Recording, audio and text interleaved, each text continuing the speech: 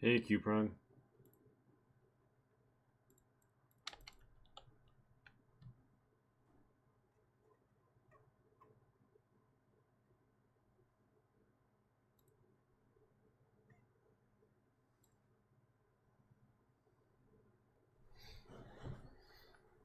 Yeah, we're just starting things up. Past laptop is having heavy issues, so I'll probably mute my mic here for a second and be right back.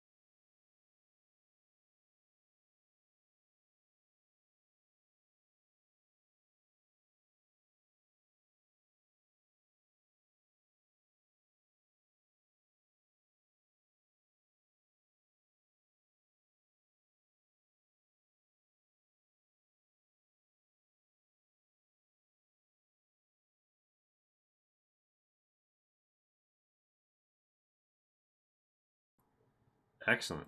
That's awesome.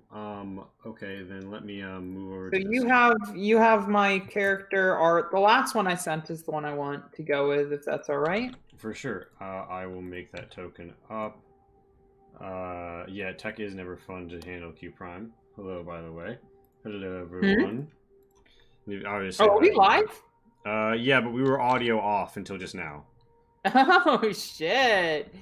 Oh good. Wait, visual on? Visual not on right now. No. Okay, good. I definitely scratched my boobs. Excellent. So, you know. Good thing we're not fucking Yeah, no, live. I would not. I would not be visualized. It would not have been fun. All right, I'm gonna make ourselves a real succinct shill post as I'm cringing for the potential embarrassment that could have been had but was fortunately not. Mental image path. All right. Oh boy.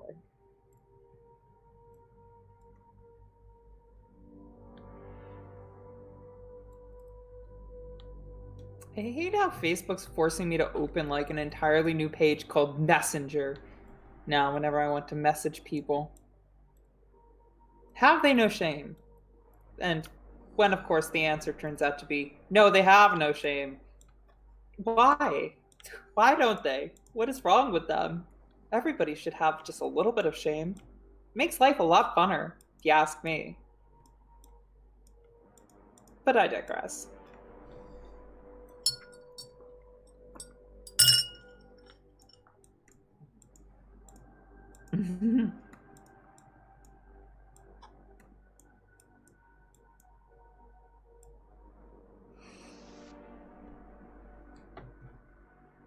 By the way, I love the mood and the art that I'm seeing so far. Just wow, vibey AF. And honestly, I'm very, very hype. Very hype. This shit looks good and it sounds good. Indeed. Can I go video live now? Oh yeah. All right. Easy. Hello, and okay, yeah. Hold on. I need to crop this so that it's showing us a whole. I mean, I should make a copy of it. Oh shit! No, hold on, that's not what I made. Oh fuck! Do not want to make a copy of the Nibiru frame, but I want to make a copy of this. Okay.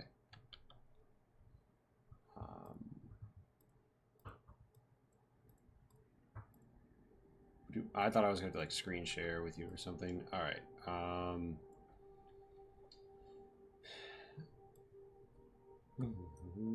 This is a one shot with just a pat shot, if you will. A Patzel shot. Willkommen ein Patzel shot. I'm going to go very schnell. Okay. Probably gonna go whatever the German word for slow is. So schnell is probably some shit. Alright. But yes. We will begin with a slow wind in as soon as I make some nachos while we let some people filter in. But in the meantime, a vagabond awakens on a metal island surrounded only by algae and the swimming of things she can't see. Intense. All right. Let me just make sure that I press send on this tweet.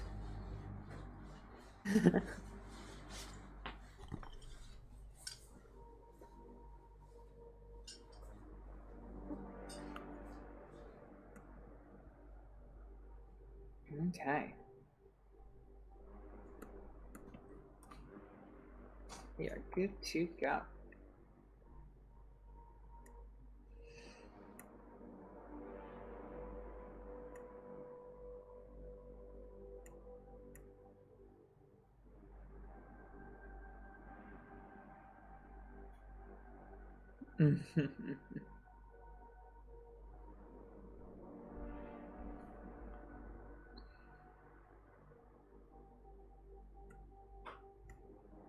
Yes. So tonight we are going to be doing a one shot just with me. Thank you. With regards to the hair, Q Prime. Unless you were referring to, of course, our lovely GM tonight, Lee, because you know we all love her hair, everybody's hair. Oh, thank you. Yeah, so this is going to be a game that I'm going to be streaming quite regularly on in February on the Penny for a Tale channel, which is an amazing organization that has graciously offered me the opportunity to host something on their channel. So, in order to do my due diligence, we're going to test it a couple times before I officially run it.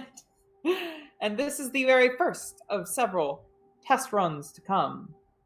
And, of course, a great opportunity for me to show off my shiny accoutrement that I got in the mail today. Hmm.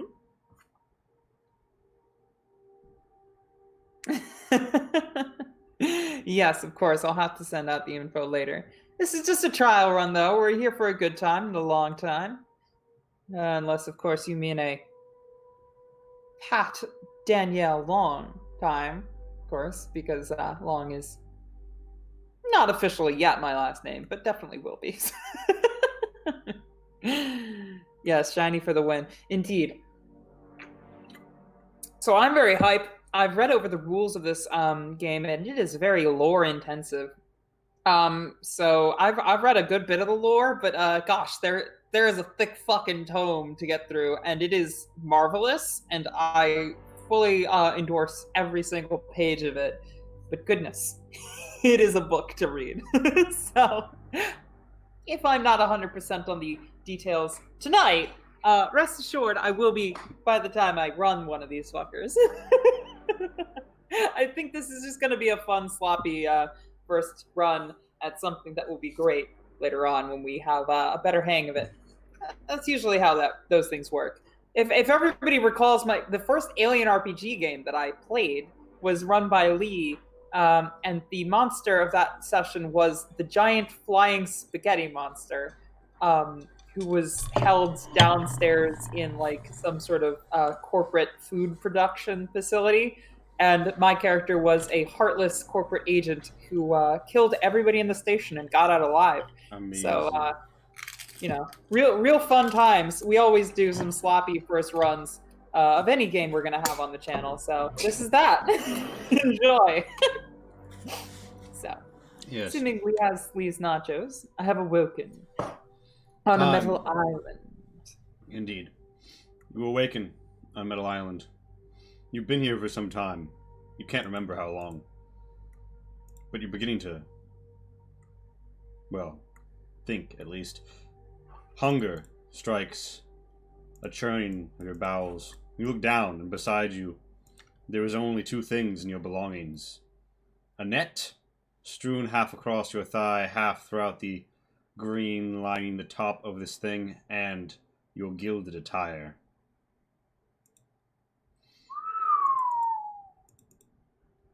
Wow. You try to think and remember your name. Do I remember my name? Is it coming back to me? Let's roll to remember. Oh, welcome to the Nibiru system.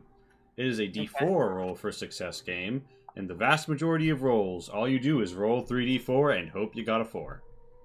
So it's 1D4 for this, or 3D4? It's 3D4. That's why I don't remember my name. Pat, there is something you can do called a flashback. Although I don't think that you can do it right now.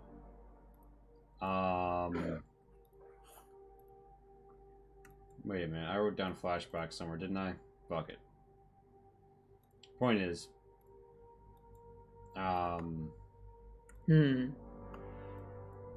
you don't remember your name, but you do remember something that drives you. There is more than one voice in your head. Something that scintillates along the amygdala. Something that churns with you as the lights in the distance pulse and flash in something you think might be called a cycle. You feel a beacon light in your mind. A primal archive. What? Yes. Entering synapse means sharing your mind with the Leviathan. Whenever their will extends to control you, some information slips off. Back channels open to the memories of Nibiru's fauna. An event that, although it won't provide the vagabond with a clear image straight away, will certainly make it easier to remember.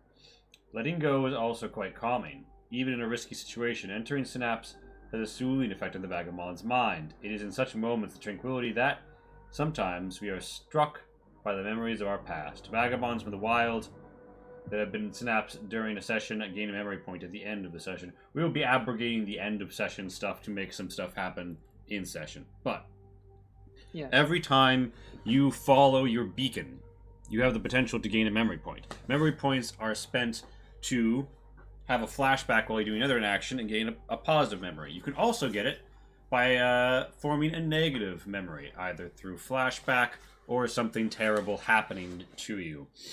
Mm. You feel hunger in your belly. You look down at the green around you, and you know to look at it already makes you ill. You don't think you should eat it. You feel like you've already tried. There's a soft, fuzzy wrinkling on the back of your throat, a sense memory that won't be denied. Vomit. Ugh. But there is a wriggling, a slipping, a splashing, a Bobby Daring in the waters, if you will. Something moves around here. Well, you know what I'm gonna do? So I've just woken here, or rather, I've been standing here, and only now am I coming to my senses. And it's taken me a while to come to. I'm gonna kneel and get as close to the water as possible, and probably like put my hands. I guess are my gloves? You're on a metal disc that's somewhat Somewhat submerged. sunken? Yeah. Yeah. So are my gloves waterproof at all, or are they like just are they drenched? What's the deal with? When you awaken, you're laying on one of these beds of soft greenness, and you don't think that there's much of you that isn't damp by this point. If it was going to fall apart, it would have done so by now. Instead, it merely shimmers in the dying, distant lights. So I put my gloves on the water, and I just kind of feel the vibrations as the waves kind of gently lift them up and down and up and down. It's kind of like a weird feral thing, and I guess I try to sense out where the wriggling's coming from, and if it's a small enough creature, I'd like to try and grab it. Oh, I've got a net. I'd like to lay my net out between my hands, actually. And see if that'll help me catch something. You feel as if though if you feel something itching at the back of your skull, a warmth, or perhaps an electrical socket. Somebody is fumbling to jack in, static dancing between prongs. Do you let it slide in and just slop to the back of your brain as you hunt? I think I recognize this sensation as something that would help me hunt. Do I not? Mm-hmm. I let it in. All right, you let it in. Okay, so you gain 1 memory point.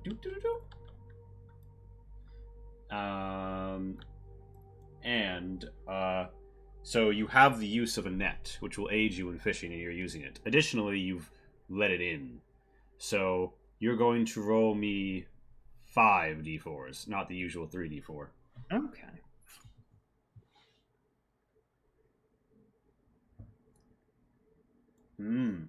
A single success. Your mind gets warm, fuzzy, tingly. Your whole body does, really. The wrinklings dance out across your mind as if though you're a shoeless girl in a Nickelodeon cartoon who's just sensed the fish, and there's warmth and feeding and wriggling and crunching, and you wake up back on the moss, and there's something in your mouth. You look down and you see the net in some torn viscera and fish, raw fish you've just consumed, brutalized, devoured. You caught a lot. You gorged yourself. You look down and there's fish bones hanging out of your mouth. It's a brutal display, and your net is destroyed.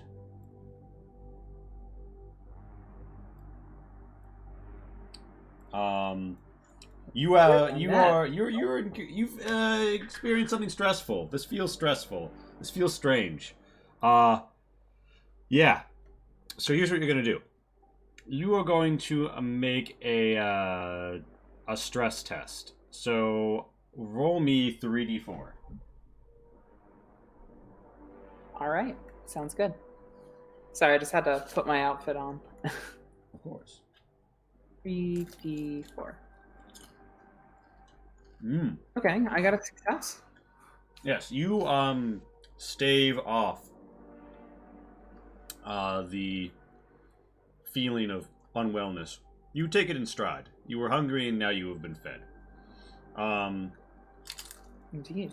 But your net is in shambles. It will need to be re-woven. If weaving is even a thing that can be done.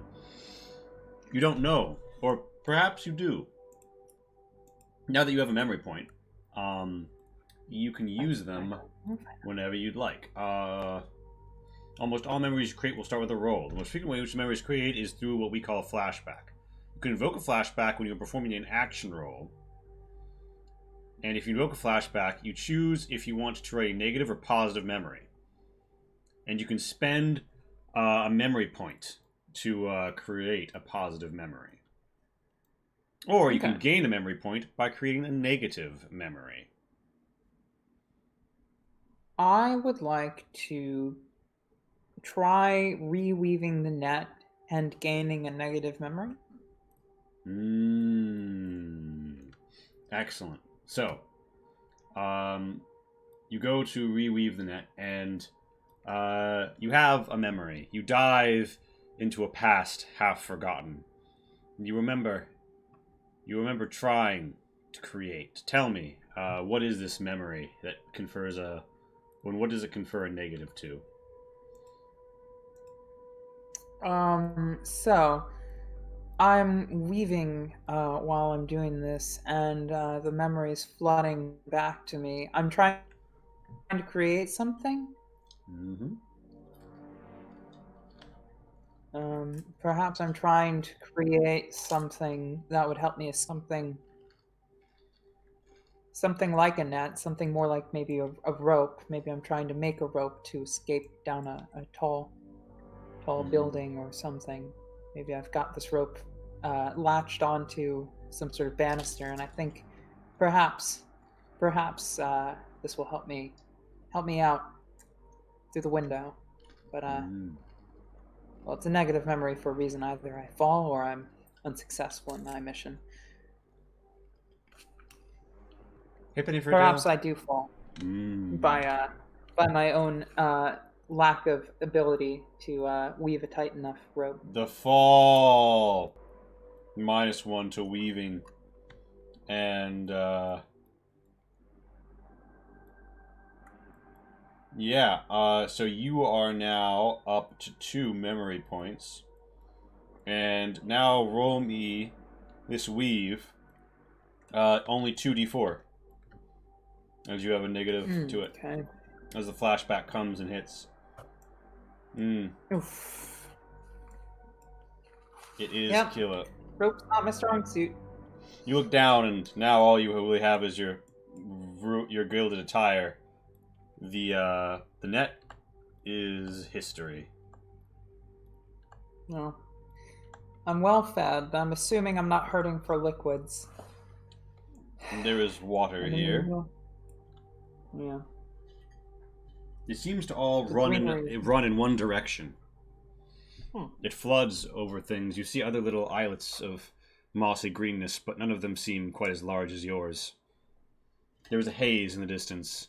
Perhaps heat or something else disturbing your view? You can't be sure, but all you see is the lights of the ceiling above and hazy distance. Water. So, is the haze in the direction the water is flowing from or towards? It is all around you. You gaze out to the horizon as if though to gauge some distant shore. Not to the lights. The lights are on the ceiling. The ceiling looks impossible, that fathoms high. You can't be sure. You have nothing to measure it against. Or do you?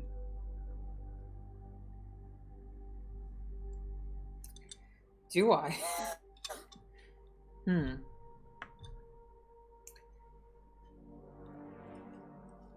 Well, these are very important questions, I suppose. Do you feel that do you try to do it, and do you have a flashback? Do you have a flashback to a memory of do you have a flashback to a memory of perceiving, perhaps? Perhaps I do. So, using a flashback in this instance, when I'm not. So, when I'm trying to perceive the distance ahead of me, or above me rather, and I cue a flashback, I can choose a positive memory to give me a bonus to this? You'll need to spend a memory point, but yes, you can. Okay. I'm gonna save that. Mm-hmm. Yeah, so I think, you can just roll a 3d4 if you want to take in your surroundings and roll a perception, though. yeah, I think I'm gonna roll 3d4. Nice, nice. You suspect that the ceiling above you is several barge lengths. You don't remember what a barge is, but you know that it's a pretty good length. Shit. Okay.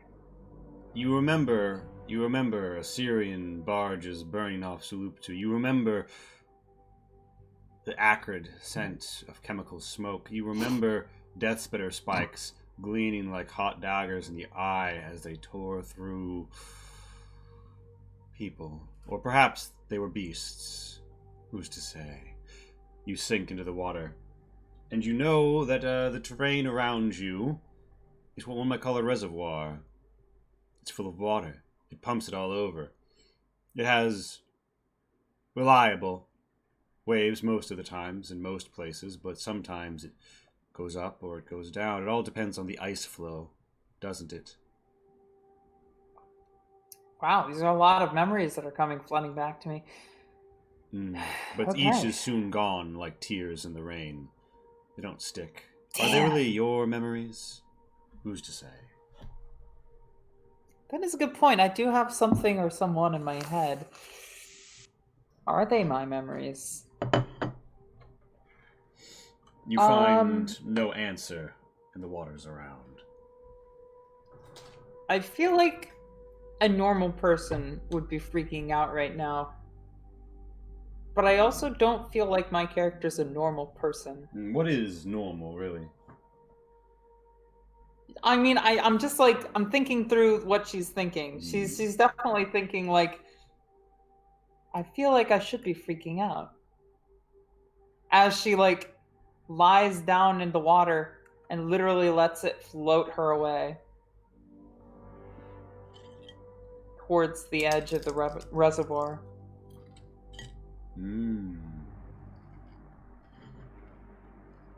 You're just gonna you just want to like backstroke? You want to like fully like chest up float? I think now's the time that I spend those positive spend a memory point to get a positive memory. I want to swim good. Swimming. Yes. I'll call that a +2. Swimming is pretty specialized. Mm-hmm. What memory breaks the surface of the waves, or perhaps drags you back under to the bleary-eyed depths? So now I ask you a question. Does it have to be my memory, considering I have something else in my head? Could this be a primal memory? I don't think so. I think you get a memory point when the synapse strikes, precisely because there's residual raw data in you. You can remember the swimming of another form. Oh, yes. Okay, so I can remember the swimming of another form. So I'm imagining. So I'm feeling the water rushing past my form, my sleek and water affinity having form, and much like some sort of long ray, my body adapts to the water's currents, and the flaps and fins move about in ways that would enable me to move swiftly and silently through the water. And I'm imagining or envisioning or remembering this form flitting about in dark depths of these inner space station waterways, flitting about to and fro between others of my kind, except they're not of my kind. I'm a human, of course, but at the same time, they don't feel that different from me. Something is not that different. We're all rather similar as I flit about You and float. move towards the edge of the reservoir. All right. Give me 5d4. All right. No successes. That's a stupid bummer. Bummer. I guess I'm remembering a form that I don't have, and fuck me, I can't come up. You do feel as if though you have a kindred relation with the spirit. You think to its brain and how it makes it. Its world is so small, its eyes so scant. You try to drift your eyes in either direction, and soon you're lulled. Soon your head is empty. Soon your thoughts are fuzzy. Soon the synapse is the only one firing. The Leviathan wraps around you, and you don't go under the waves, but you do lose consciousness. You take one.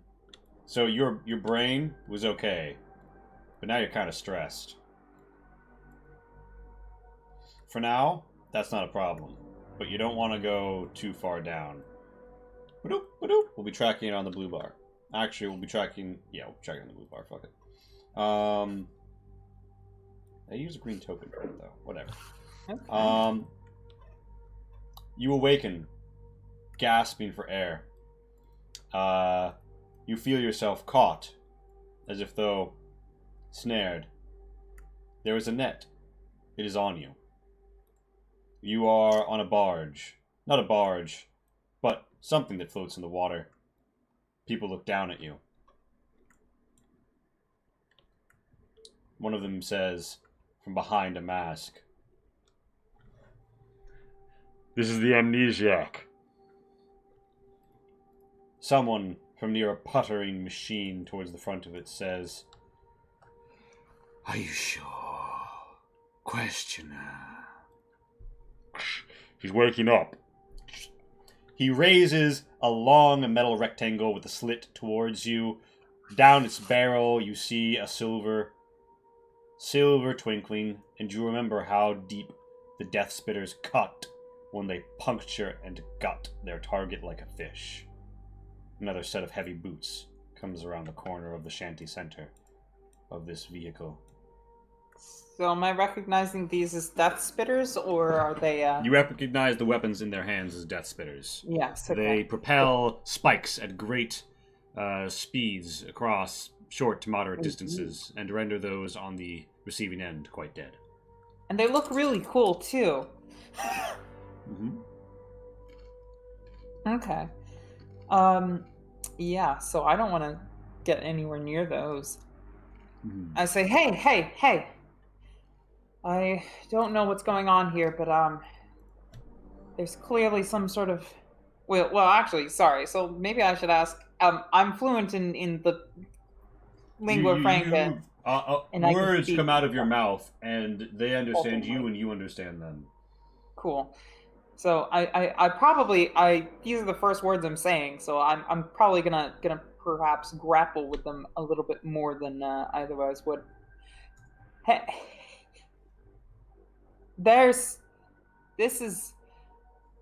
I don't understand. What's going on? They look back and forth and say, "Well, she sounds like an amnesiac." And this one says, "Where are you from?"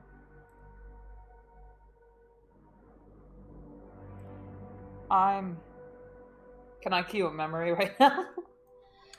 Yeah, you so probably a bad memory. I'm having bad times, so let's go with bad times. All right, you want to cue a bad memory? Think of a time when you were having a stressful conversation and it didn't go so hot. Or oh God. Yeah, is that what you're going for? I mean, yeah. I'm probably trying to think of like anything I can recognize that is the absolute worst thing I experienced in any sort of place in my history, which is not necessarily where I'm from, but a place that I could name.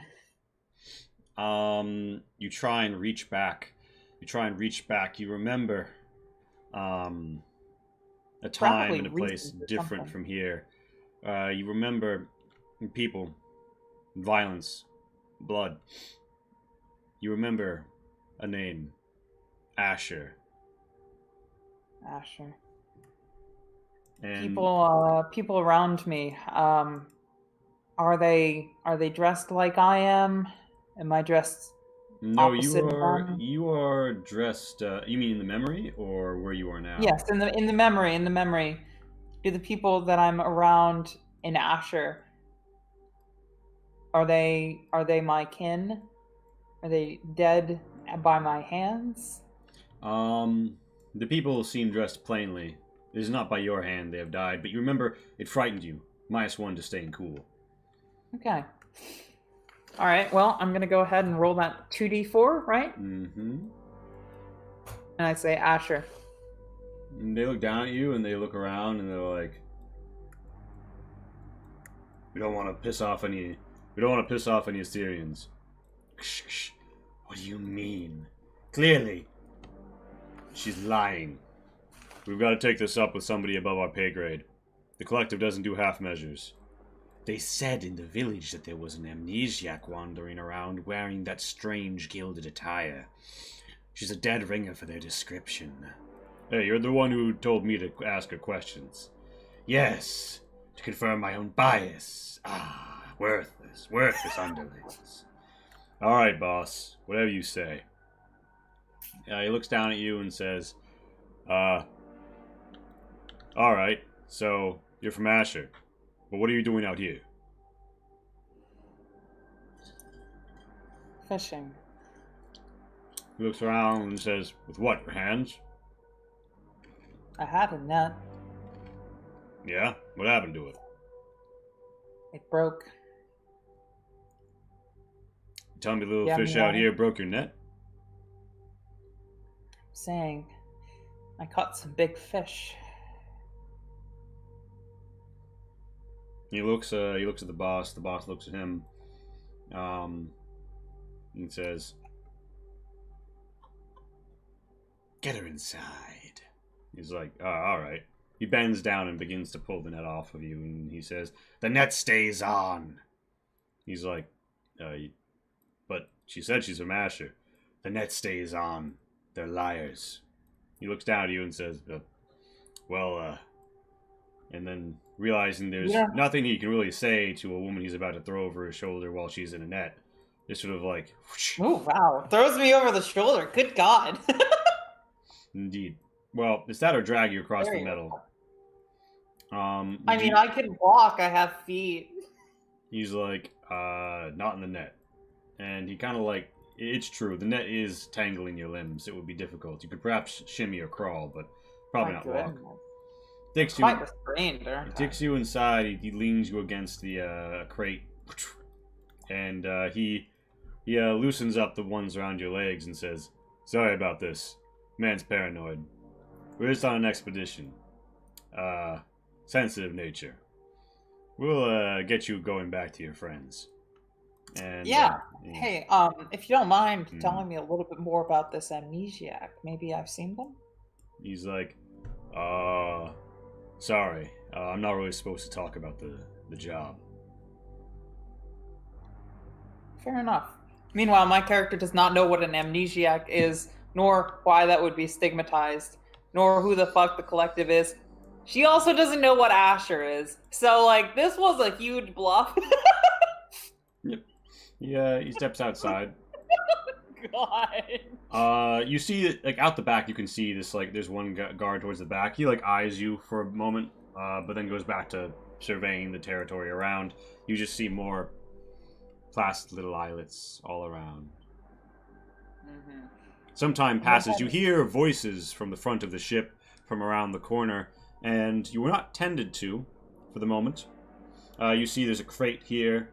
There is a tank of some sort of something with little nozzle going in and out of it, wrapping into the shanty walls that seem piled up on this metal floater.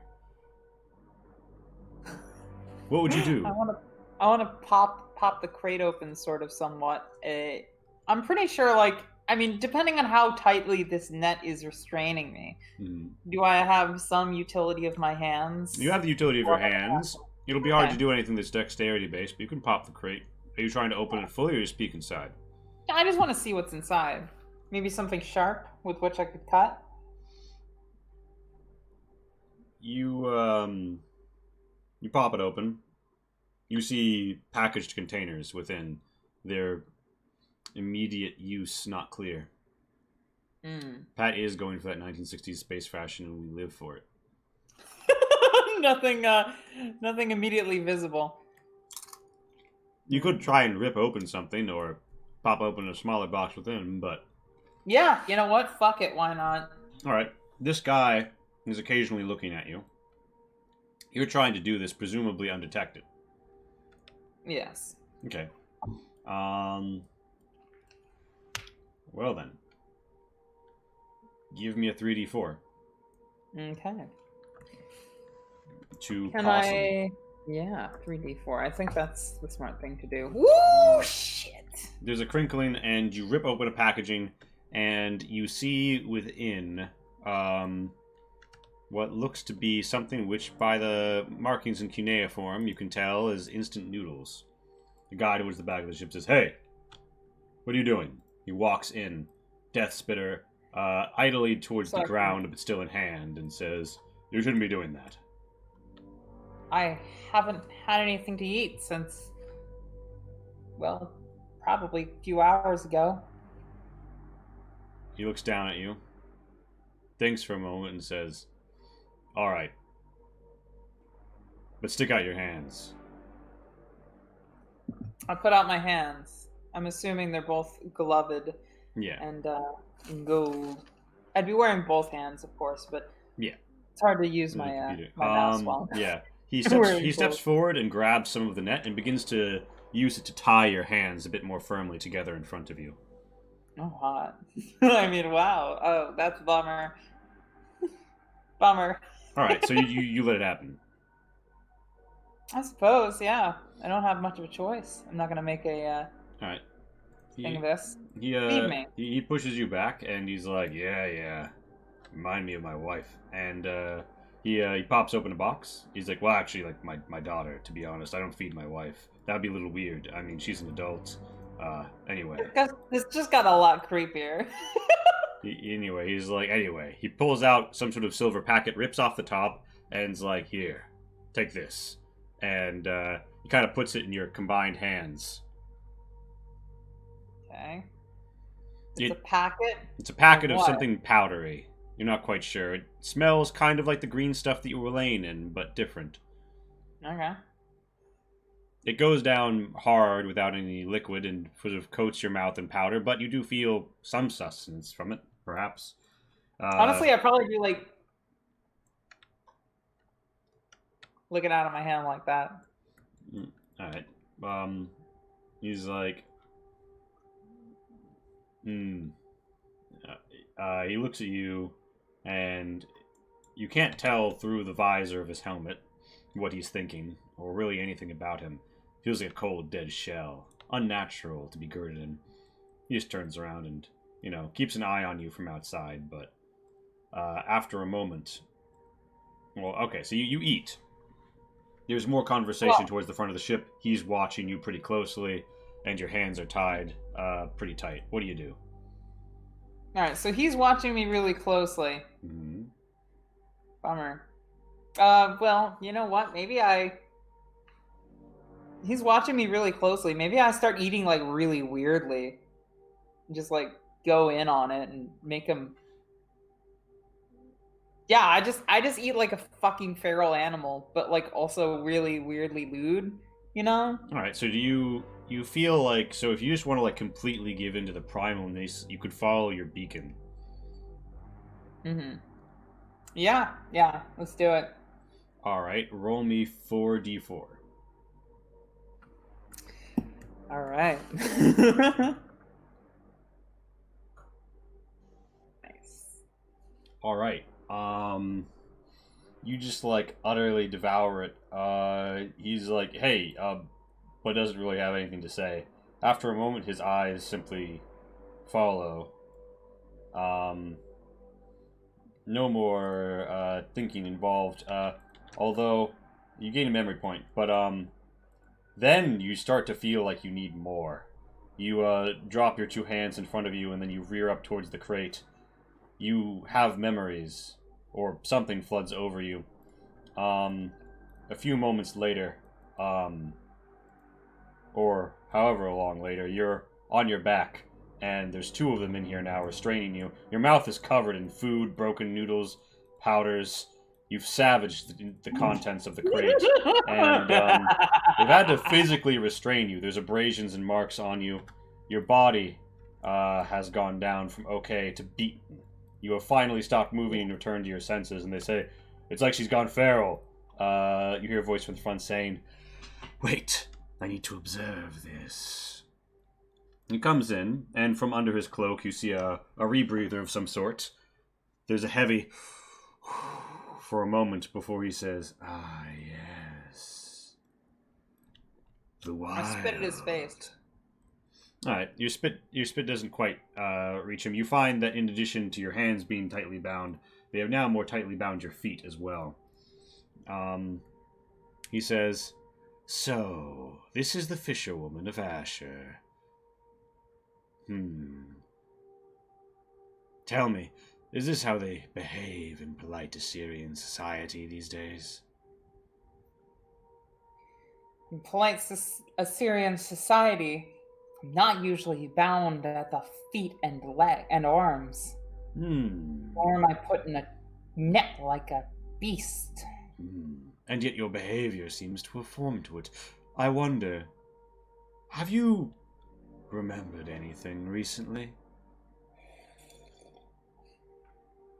Only how much I disdain your voice. Don't worry. He kind of like gesticulates to these guys. They close the crate and then throw you up on it. One of them has his hands on you, the other steps back with the death spitter up, and he comes up and he pulls something out of his cloak. Strange, glowing green, some sort of crystalline fronting, various veiny contraptions connected to it. Looks like it has some sort of apparatus that slots onto a glove in his hand. And he says, look into the light. Do I have a choice? Well, you have full control of your head. This guy only has his hand on, like, your shoulder. Okay. So how restrained... So I'm in a net, of course, right? And also bound at the arms and legs. What else is stopping me from moving towards the edge of the barge and jumping off? The fact that this dude has his hand on you and this dude has his death spitter up at you. Okay. I mean... I guess I just give him my punkest look and take it. He says, take what he's doling out. He says, good. Good. And then the green flash strikes you deep in the eye like a lance of light. And you roll me 6d4. It's a powerful, powerful trauma shakes you. As you feel a memory dredged up from within. You feel that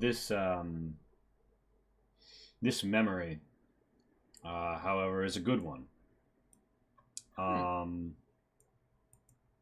You've gained an influence point for your bravery in the face of the barbarism of these agents of who knows what. Influence points. What? Influence points let you re-roll any number of dice. Oh, I like that. Or you could add a single environmental detail. You could trigger certain events, or you could use a revelation ability. But don't worry, you're not going to have one of those yet. But yes, you feel a memory, a strange memory, returning to you. A memory of things not unlike what you were doing.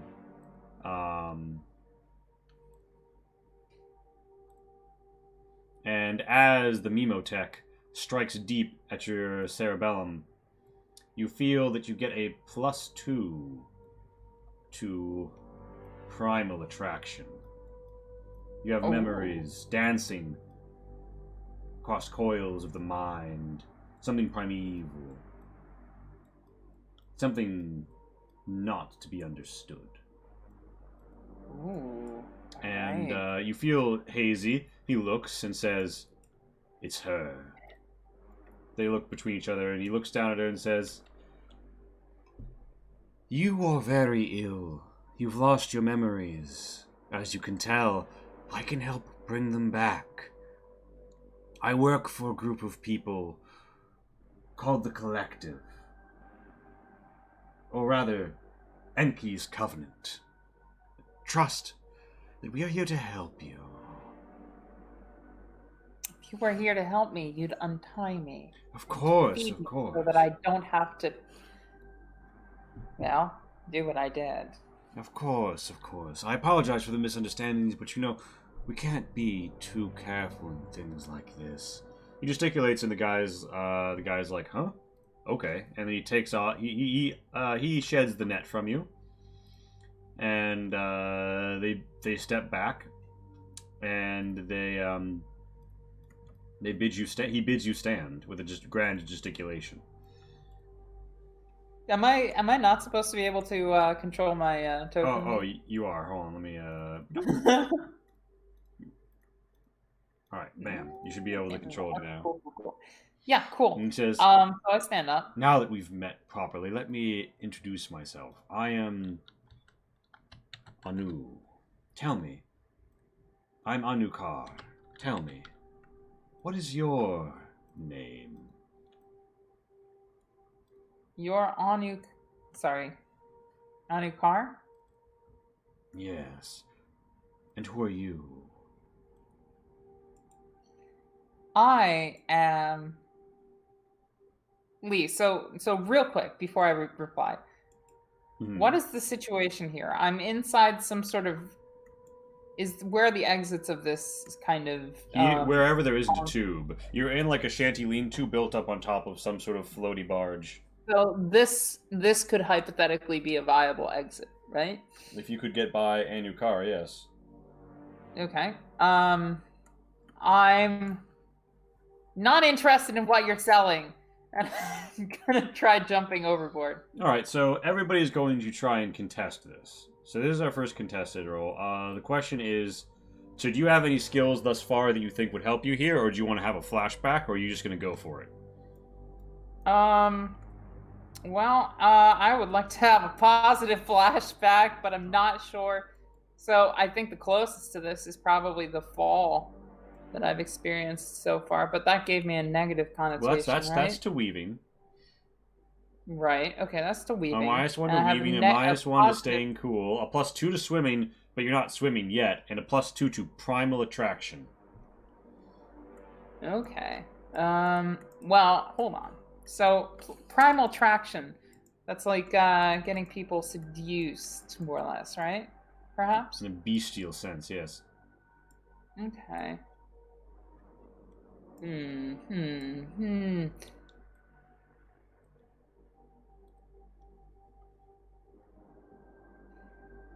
I don't see how I could seduce these guys. I'm just gonna try and book it. Alright, so you want to just go for it, like, straight up? Yeah. Let's. So, do I have a memory point in the hole at all? You've got 3 memory points lined up. Okay. Well, then let me try and have a positive memory of actually genuinely escaping someone. Alright, so you want to make this explicitly about escaping. Or dodging. Dodging. Well, yes, dodging. dodging. Alright, yeah, we'll call this I would say +2 to dodge. Okay. All right. And what do you remember? Cool. What do you remember of dodging? All right. So that previous memory, I'm surrounded by dead bodies in Acer, right? Mm-hmm. Or something about Acer. So perhaps I'm in a corridor, in a long, winding tunnel, dark and black, with only a distant lights to remind me that I'm not asleep. And out from the shadows emerges a figure It is a human, and then another figure, and another and another. Perhaps they're hunting me for some reason, or perhaps they lay in wait for those who traverse the tunnels. Either way, I'm surrounded rapidly by dark, shadowy figures, and I know they see me, and I don't have any sort of recourse other than to run. And I see an opening, and taking just an abrasion to the leg, and probably spraining my leg. In fact, in the process, I managed to avoid whatever ill fate they had in store for me. I do not know what they were doing, why I was running away from them, why they were there. I only remember that aside from a sprained leg, I did manage to successfully evade their attacks and to get into the darkness, whereupon they could not see me. Nice. So, this is your first contested roll. You're going to roll 5d4, and they, all three of them collectively, are also going to roll 5d4, and it's going to be sum to sum. So the number to beat is 10. Okay. Well, here's to hoping. And so you succeed with style. They fall over themselves trying to chase you. You find yourself to the edge, to the rim. You hop in immediately as you feel a splash of water come over you. You feel like something's missing. All of those wriggling motions. You hear the guy here saying, "Oh, get back to the front. We need to get... There's a..." You splash in the water. You can't hear anymore. But you do feel something growing in the waves. Something laps by your leg. You look down. It's huge. You could even call it Leviathan. It rushes up, it strikes the ship, it pulls you down, the pressure, the current. There's a new pressure now, a new current, bringing you, sucking you. It's too much. You can't resist. You can't, as you think to yourself, resist the suck. Darkness, banging, water, splash. It's all over in a moment of intertubery. And now, with a dim vision of some few 15 feet about you,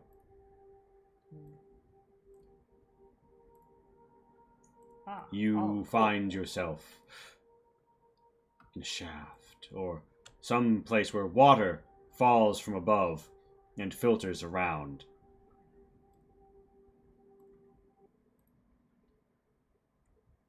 Oh, we have a new track. The waterfall noises. Okay. Yes. So, you find to your south a deeper dive into the waves would be necessary. You see thrumming mechanical hearts and camshafts. To your east, a passageway, a green light, ruin, hope, and stains. Well, I haven't really set foot on dry land this whole time, so I'm going to go this direction. You find yourself in a ruined bit of viscera that reminds you of flaying beasts. You find stains here, bloody ones, ripped out bits, carnage of metal as well as of man. Or perhaps something more primal. To your south, another door, barred by a very well done vault door.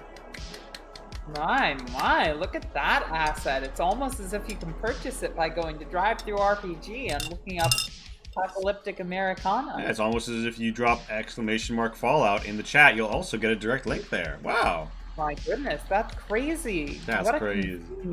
What a convenient link. But yes.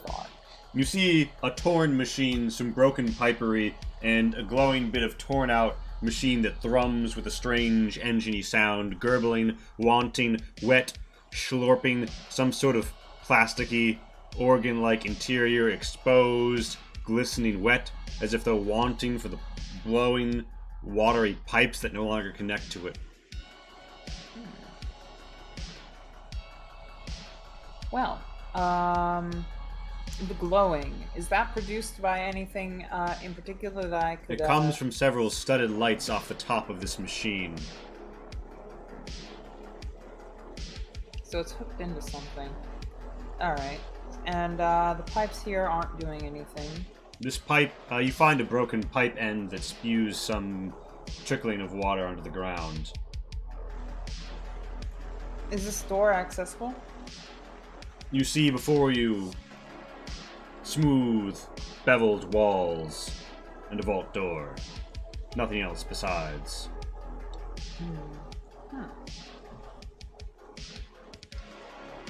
So there's no sort of hatch or any sort of wheel that I could press, or no buttons. Nothing immediately obvious. You could try and study this machinery.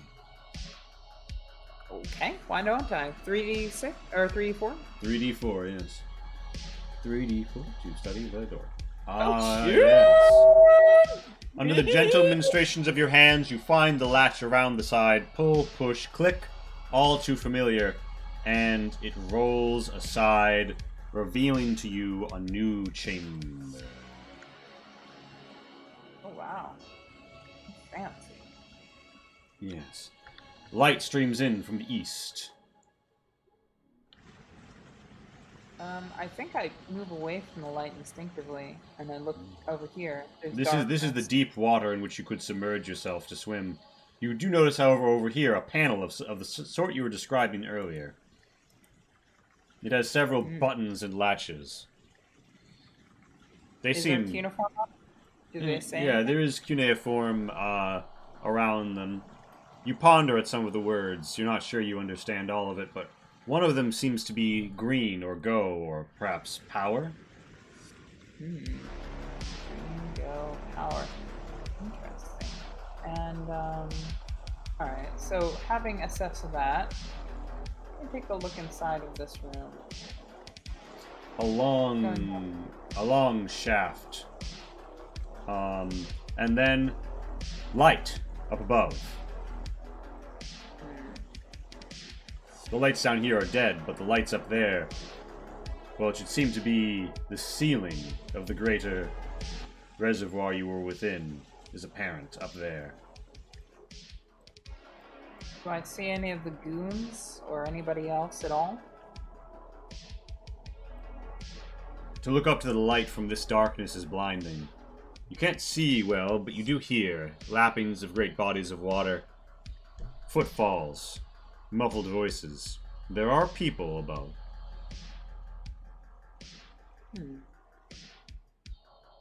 I don't know that I trust people. Something whispers at the back of your mind, affirming this. It tells you to seek secrets in this place. Back up. I know this is here now. I'm gonna stay here a little longer to ensure that I'm safe when I encounter people again. I'm gonna go over here and start pressing the buttons that say go or green. The metal wall begins to fulminate, melt, mold, and then swiftly invaginate itself. A portal appears. That was the word you just used. Fascinating.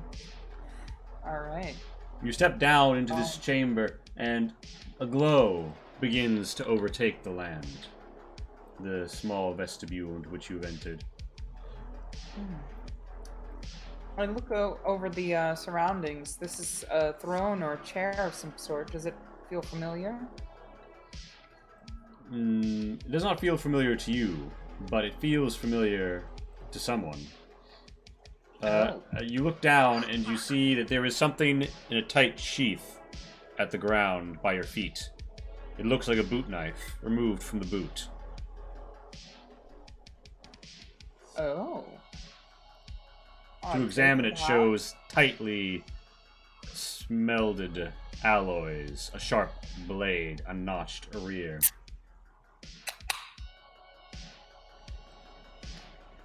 Well, that's going to be useful in an indeterminate period in the future. So I sit down in the throne. Yeah. Are there panels? Is there anything Why I can is... interact? Sorry, roll 20 is deciding to be really stupid right now. Yeah.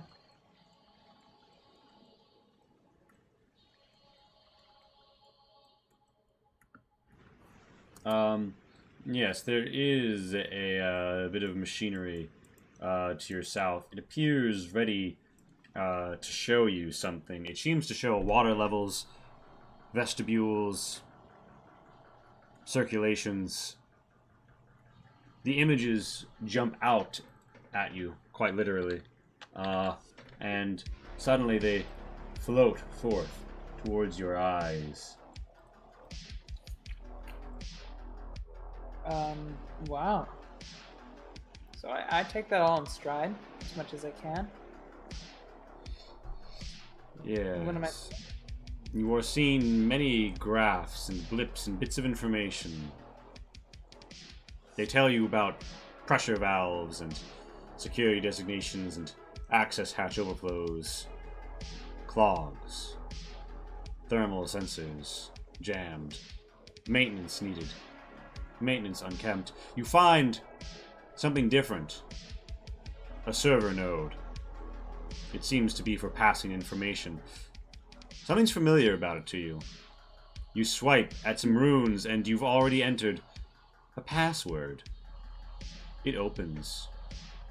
You see one message. Okay. Well, I opened the message. It says only, Enki's covenant is en route to the reservoir. We've released the beast. We hope she'll buy us time.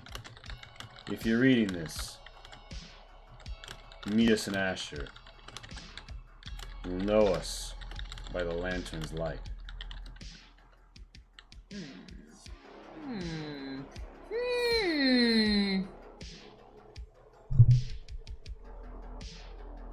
Release the beast. We hope she'll buy us some time. Ah.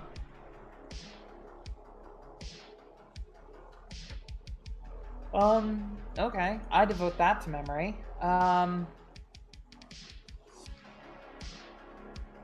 Okay.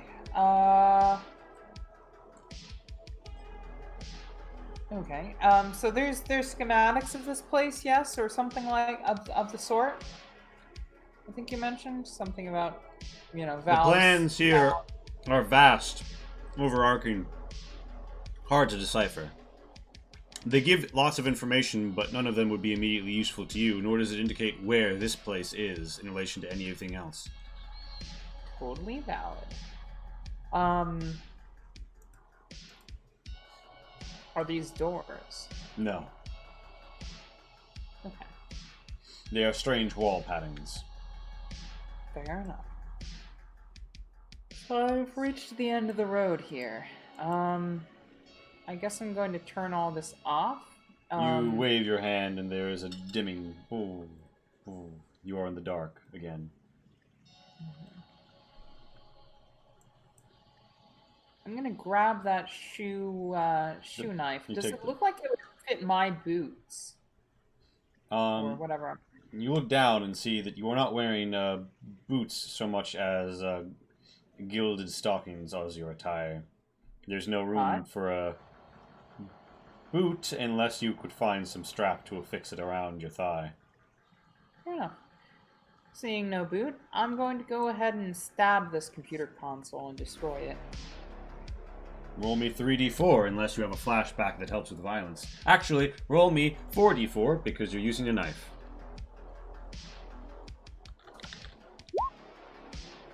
Bummer. You scratch the surface of the machine. There is a whirring, hissing, glass comes out at you, heat comes out at you, lightning dances up your side. You're no longer beaten. You feel instead that you have become wounded. Oof. I hurt myself in the process. Fuck me. That was a dumb move. I will say, you do have an influence point you could use to re-roll those if you want. If you think it's worth it. Wounded, I will note, let me quickly take you to body damage. Beaten, you just go back to okay. Actually, I think you beaten because it says you go back to no. I'm gonna say the scene. This is still the same scene, but you go back to okay at the end of the same scene if you at the end of the next scene, right?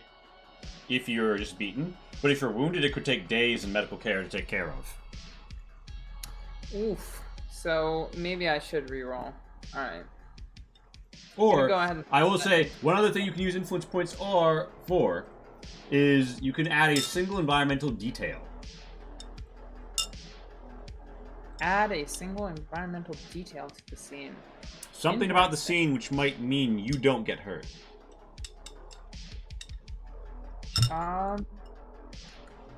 Okay. I can't think of anything immediately obvious. So I'm gonna go ahead and use that reroll yeah, I'm gonna go ahead and use an influence point to reroll. Boop. You spend your influence point. 4d4. Okay, that's much better.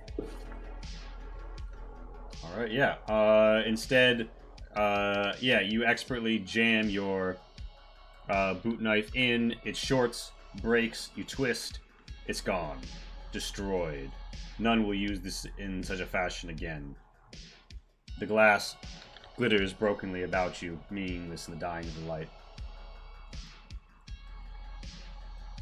Cool. Well, this is interesting.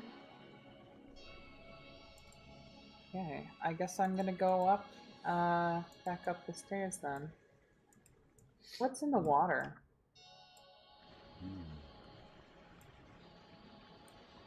Is there anything? You hear movement. Fish. Or something that slithers through the waves. If you dove in, you feel you could use your primal attraction skill to bring it closer. That I'm definitely gonna go do. Alright, roll me 5d4 as your +2 to primal attraction.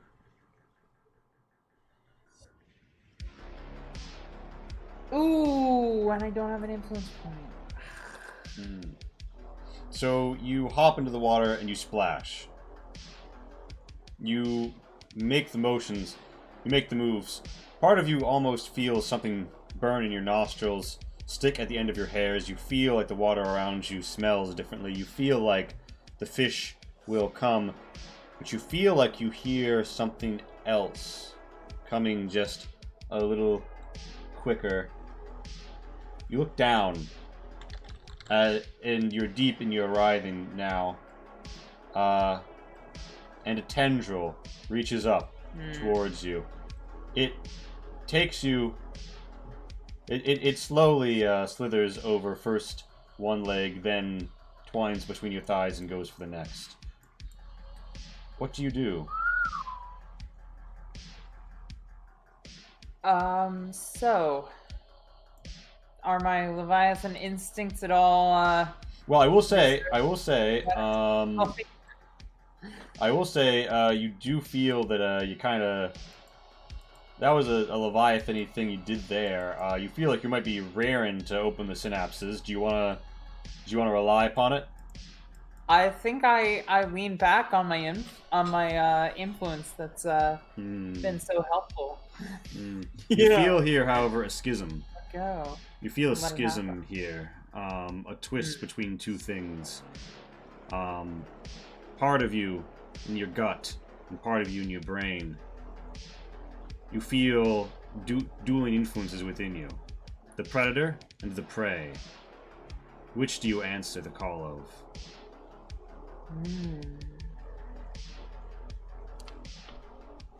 Well, that's a very interesting question.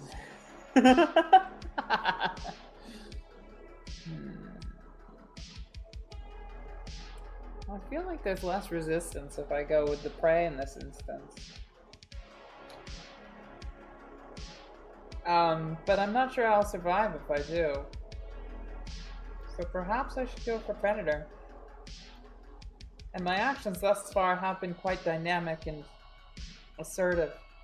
All right, yeah. So you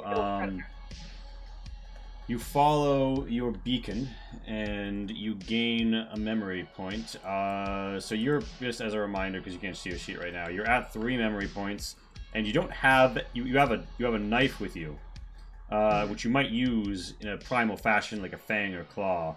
But you don't have anything. You don't have any skill that's relevant right now, other than perhaps maybe I'd give you half of your swimming +2.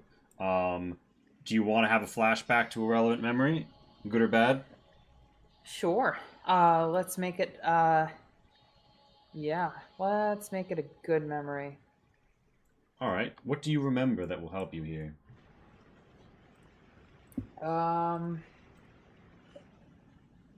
Probably something in which I was fighting some people. Close combat with a Yes, knife. a knife fight, a deep, twisting knife fight, in a sophisticated series of tubes. Water rushes back and forth, knocking your foes, but not you. All right. So I would say this is going to be a +1 to melee, because melee is a pretty broadly applicable one. So it's a +1. Right. But so with a dagger, with your boot knife and your melee, roll me a 5d4. You are going to be contesting something. Kind of figured. Hey, let's hope you don't get a better than 13. You're gonna get like fucking 16. Oh, brilliant, brilliant, brilliant, bloody brilliant. You stab, as it's winding its way up towards your torso, you stab the tip. It shrieks, blood goes all over, and it then bashes you hard. You're wounded, but you were thrown up, and your form, wet and damaged, lies here at the edge. You are no longer entangled. It recedes, but you feel when you inhale, like something strikes at your nostrils, something hard, something pheromonal. Oh my God. Roll me 4d6 as you feel stress from this. You managed to keep it together. Yeah. You managed to keep it together, but you feel as if though you have been marked by this creature. It will have an easier time finding you in the future. I guess I'm wounded, right? Yes. You're really fucked up. I spit my blood into the water, and then I move off. It's one last defiant act. Yes, so you ascend towards the light. Can I take a rest first? You can sit and collect yourself a moment. A short breather will bring you to full mental, but it will not heal your body. You are going to require more extensive care from these wounds. Well, then I suppose I might as well just go out. Alright. You ascend into the light. You hear people. And funk.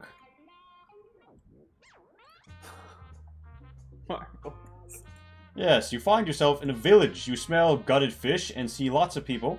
Somebody looks over in surprise and says, "That door is opened." "What?" And someone says, "Oh no! That person looks terribly wounded. Somebody." Quickly you're crowded out. A lumbering machine walks up, looks down at you, and offers a hand.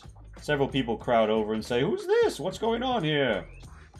They seem to have just finished up a big market day feast. You know that these fishermen like to eat all at the same long metal tables in the fish market. It's where many a love story is made.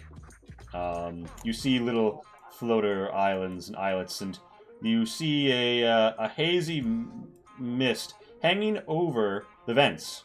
With a strange sensation, you feel like you've found the edge of the reservoir. It was always that misty ripple that you took as the horizon. Perhaps you weren't too far from land after all. Damn. Either way. That's an excellent time for me to take a 5-second break to use the bathroom, because I desperately have to go. Okay, yeah, no. So we'll take a 10 Just minute 5 break. seconds, Bob. Oh, do we have to do 10 minutes? Like, I could do No, that later. we don't have to. Yeah. I'll keep people Just talking. give me a sec. Just give me a sec. Yeah, so welcome. For those of you unfamiliar, Nibiru is a really cool game that Pasca and I'll be co-DMing, but it's gonna be Pat's game. We're gonna be doing a pretty big one of sooner than it'll be a Friday slot game on Roleplay TV and Nibiru tabletop RPG. And yeah, they had a successful Kickstarter. It's a pretty cool game.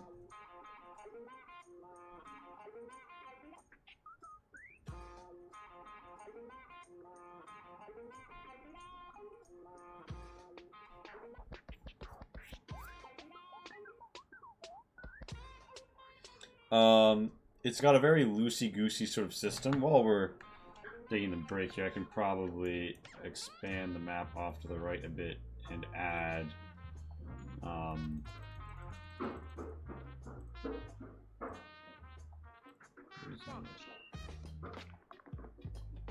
yeah, it's a lot of it is about like trauma and mental knowledge and such.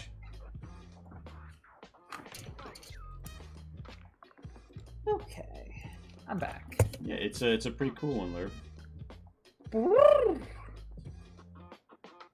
Yeah, no, Lerp, I'm thoroughly enjoying it. The book is dense with lore. It is very akin to Change Stars in those respects. And it's got like a Mesopotamian vibe to it. I'm going to be playing a lot of it on Fridays, just like this, on Penny for a Tale. So that's going to be great. Yeah, I'm looking forward to it. But yeah, no, Lee, I'm back, so we can resume. Sorry about that. Certainly. Nature calls. Yeah, so you feel yeah. You were quickly crowded over by the various peoples of the village. And people come in and quickly someone's like, "Oh, we need to get her to a doctor." And they offer to bring you to the site of a man who seems to know what he's doing and offers to patch you up. Yeah. He says, Good, because I'm quite taken aback by the kind of huddle and bustle of people around me. He's like, "Oh, please stop crowding her and fetch her some fresh waters." You notice there's some dirtier waters under the town than there are outside of it. He says, "Yes, and come. I'm sure we can find you some shanty to rest in. Tell me, what attacked you?"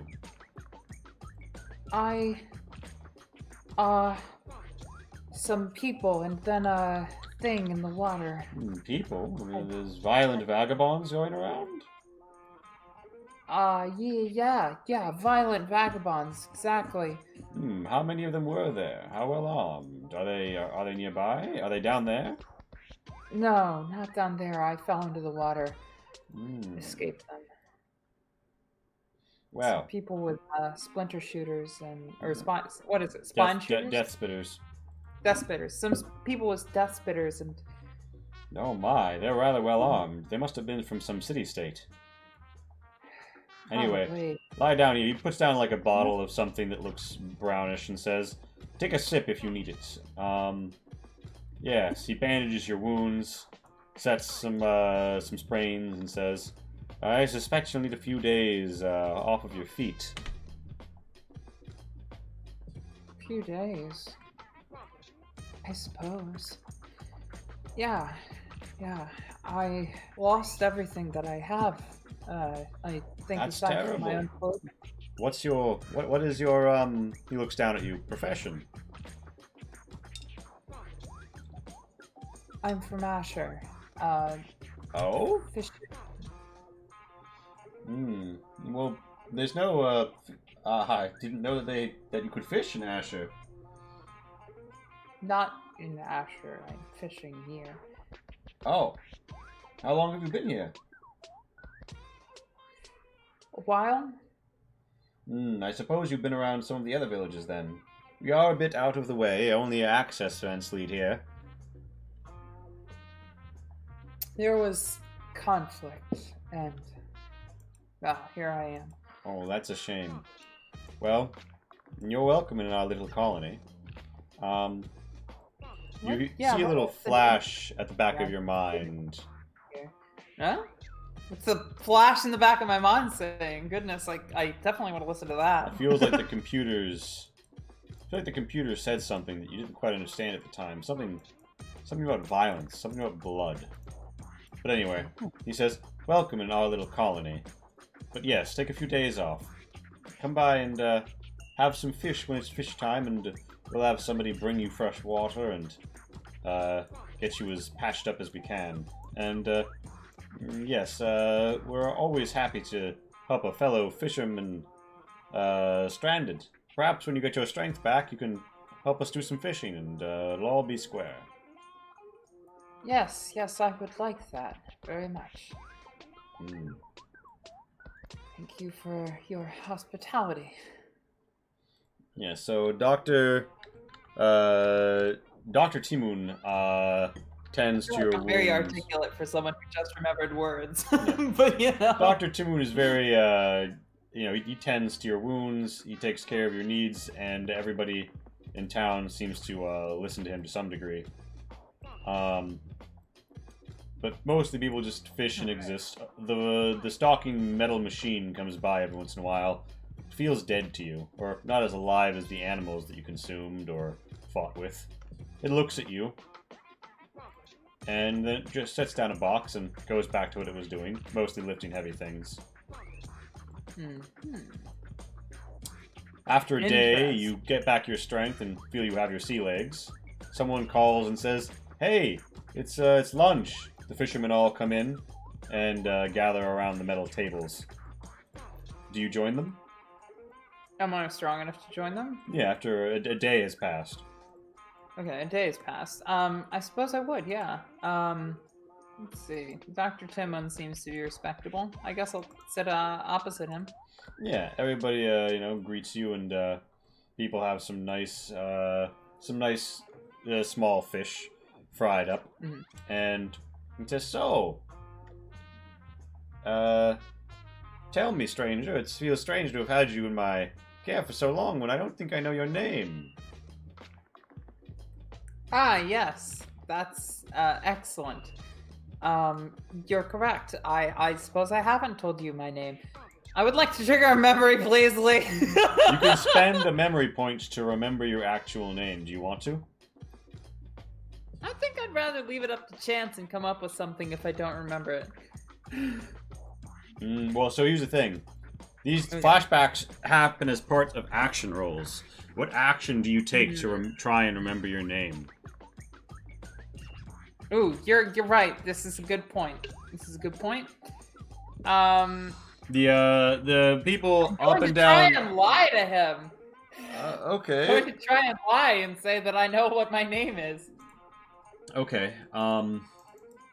You're gonna have to stay cool to make this believable, and you have a -1 to staying cool. Do you have any other memory you might have a flashback to that'll help you lie? Nothing that I've done so far, I don't think. But do you want to trigger? Send a memory point to trigger a flashback on it? Yes, I'm gonna go ahead and trigger a memory flashback. For probably a negative because I don't have any more memory points. No, to spend. you do. You got 2 memory points. Hold on. Oop. Oh, okay. That's your memory point tracker right there. Oh, there it is. Okay, cool. I thought that was on the other screen. Okay. All right, I'm gonna go ahead and spend a positive memory to lying. Or I guess convincing, or however you would like to phrase it. We'll call it if it's so specific as lying, I would call it a +2. Okay. Yeah, lying.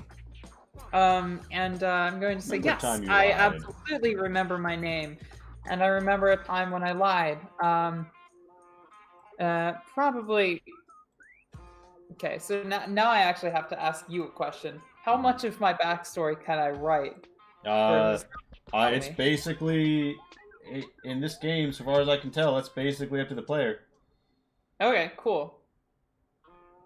So you've told me that I've been in a battle, and Well, you've I've witnessed a battle at least. You or might have. witnessed. You're not sure if you were a participant or a victim or what. Okay, and I ran away from that battle. I've definitely established, or I've run away from the aftermath. And Asher came to mind. Conflict involving Asher. I think I'm telling somebody that yes, these weapons are completely legitimate. They're designated for Ashurian soldiers for sure, and I'm absolutely not going to be giving them to rebels. So, yeah. Something along those lines. Yes. Probably more like, grizzly looking martial dude looks me over. I look grizzly looking martial dude over, and he says, "These papers don't quite line up with what I'm expecting to see. I wasn't expecting a shipment today." And I look over at the guy and say, "Are you sure you weren't expecting a shipment? Do you want to tell that to?" And he looks over at me, and I'm just like, and he's like,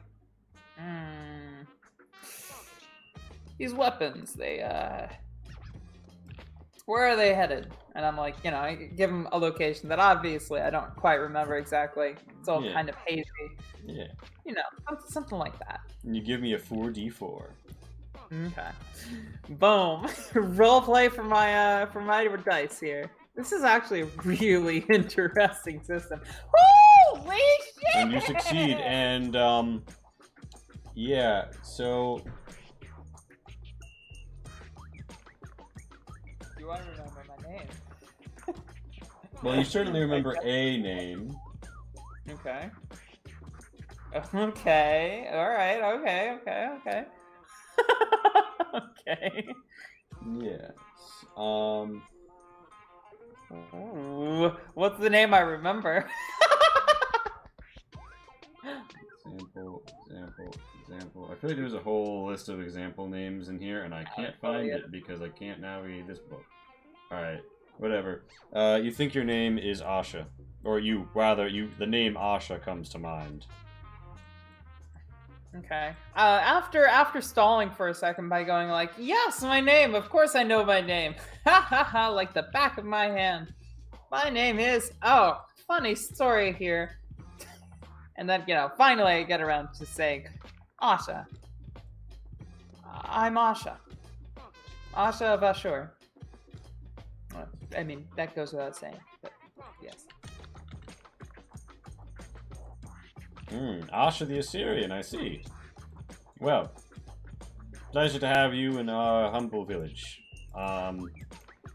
You've enjoyed your fish, and the conversation has been stimulating, but you do feel your wounds aching you, and you feel like you might return to the confines of your bed for the next day.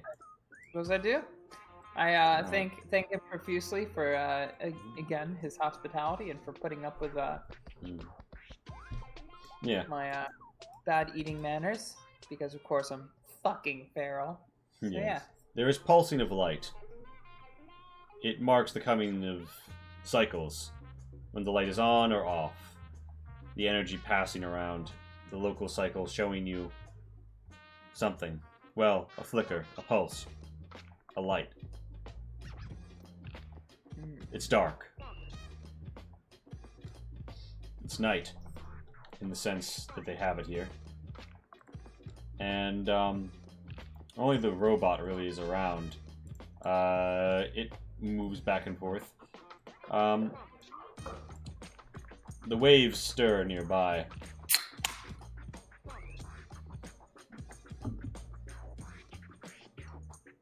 So the waves stir nearby.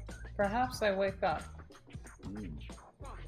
Perhaps I put my gloved hand in the water once more, like I did that one time when I was fishing. Alright. So are you trying to just sense them or to attract something? Probably attracting. Alright, then give me a 5d4 for a primal attraction roll.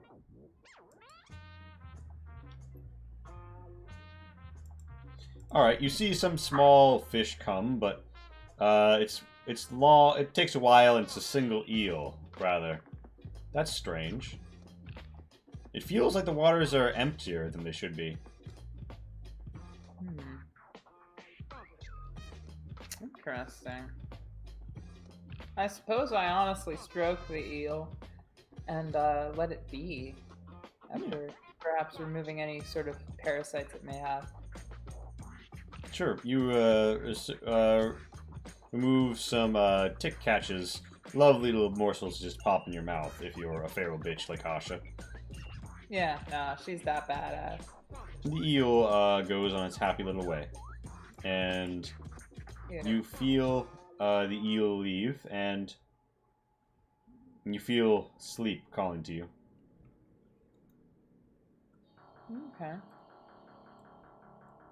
You rise and eat and rise and eat. The people grow more dour, but you are fully healed. The doctor comes to you. It has been about a week since you've been here. I too stroke the eel on occasion. Yes, lamb. Very nice. Dr. Timoon says, I must confide something in you, stranger.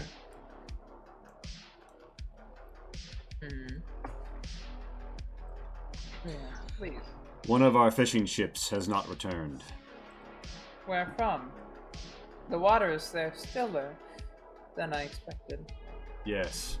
We have had to range further and further afield, and now I fear I know why. I believe that something stalks our waters. I hate to be the bearer of bad news, but there are people who have said that this began when you arrived. I see. Tell me, are you familiar with the Leviathan? That thing that people say is at the heart of all beasts?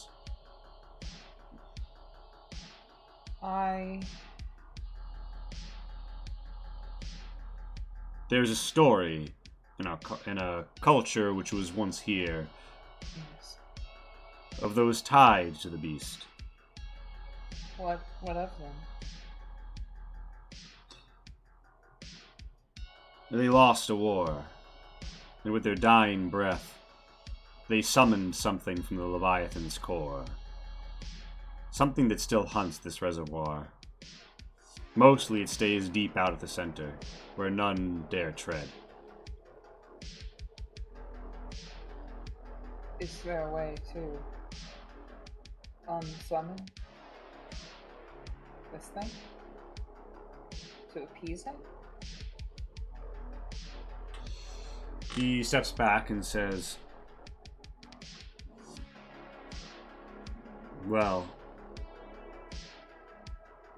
if there is, I'm not sure what it would be. Perhaps some archive here could hold more information.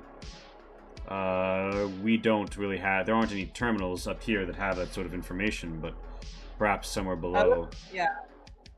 I look at him in the eye and I say, I will confess.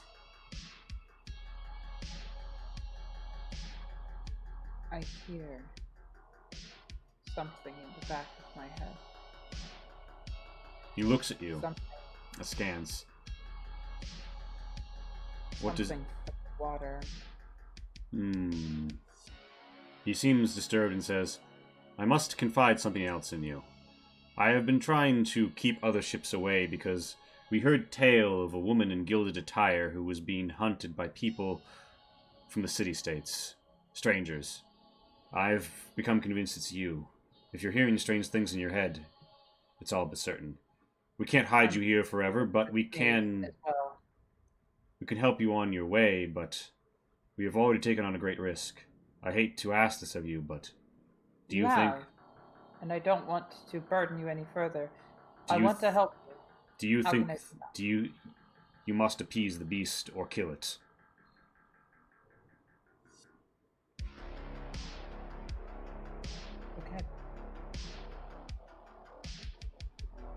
Can you tell me more about why they're hunting me before I try to appease the beast? They're not clear. All they'll say is that they're looking for wandering amnesiacs, and they're offering good compensation for anybody who turns you in. I don't even know why. They have your physical description down to the clothes you're wearing. It's obvious that they're pursuing me. But I wish I could know why they were looking for me. What it is about... We left the city-states because we don't want to have to worry about such affairs and people wanting others in unfortunate ways. I'm sorry, but these things are beyond me. I am but a humble, rural reservoir doctor. I have done all I can in mending your form. Yeah, I pat him on the shoulder and I'm like, and so you have. And I suppose it's time I return the kindness. I don't know if I can ever appease the city-states. But if I have the power within me to appease the Leviathan,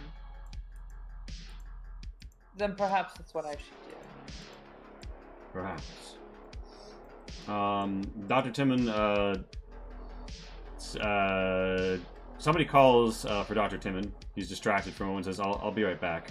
After a moment, the robot walks up, looks down at you, and an electronic chirping you've never heard comes with a bleeping at the face. It says, I know how to contact the Leviathan. You? You do? I have accessed several local nodes not available to organics. Maps, burned memories, broken stations. What was, and may yet be mended. I see the connections. I do not understand. I lift. It is written on my soul. But before that, there was the spark. In the spark, I remember all things Nibiru when I touched them. When I touched, I felt, below, a substation, a pocket of air. Something which permits communication, a deep, deep swim, hard for a human to make. Try me. I think I can do things that most humans can't, or don't want. We will see. I want this. My task is to ensure this village is orderly. To ensure this village persists. This village will not persist. If they die, it will fall into ruin. I cannot move every box on my own.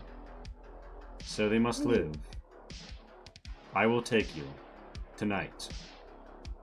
Prepare yourself. We go when none watch. Do not inform the villagers. I do not want them to follow. Acceptable. And so it is. What of the doctor?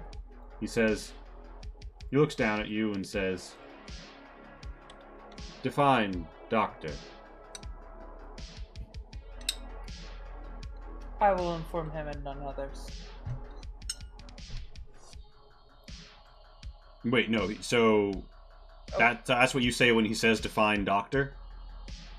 Oh, sorry, no. Sorry, I thought you said fine doctor, not define doctor. Sorry. When he says define doctor, I say, Dr. Timoon.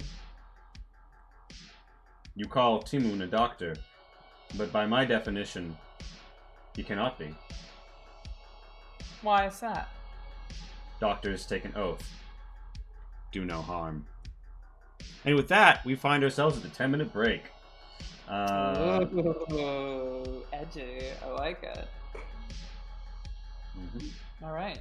Well, if you, yeah, I'm good for a shorter break, but I'm assuming you want to take a 10-minute full. Yeah, I at least need to go top up on my beverage. Cool, cool, cool. I will do the same on my end, and we shall reconvene whenever it is we can reconvene. I'm gonna try desperately to find the plugin for my mic or bleh, Okay, mouse. gamer. It might be on the floor because I heard a lot of things falling over while you weren't here. Nah. No. I don't think it's on the floor. That was you actually heard that when I was here. I was just not on screen, and I dropped a whole bunch of shit all over the place. But it was not. It's not here, to be sure. Anyway, I'm gonna go search for that, but I'll be back in 5. See you soon.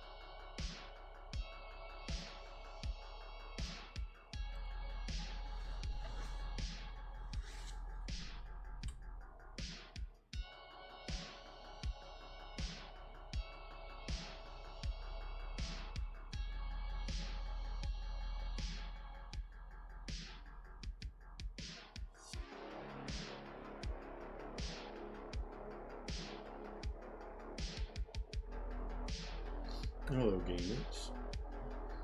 I'm back for a 10-minute break whenever Pat arrives.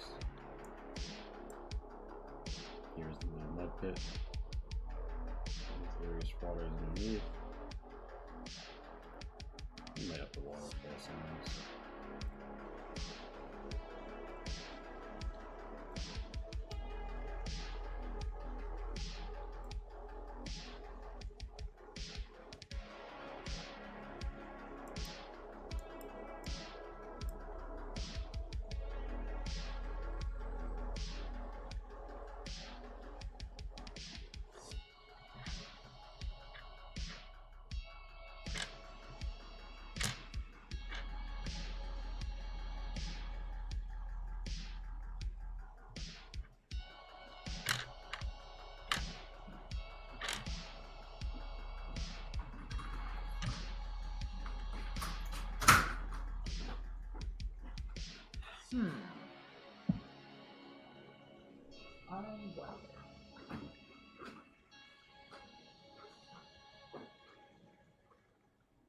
Yay.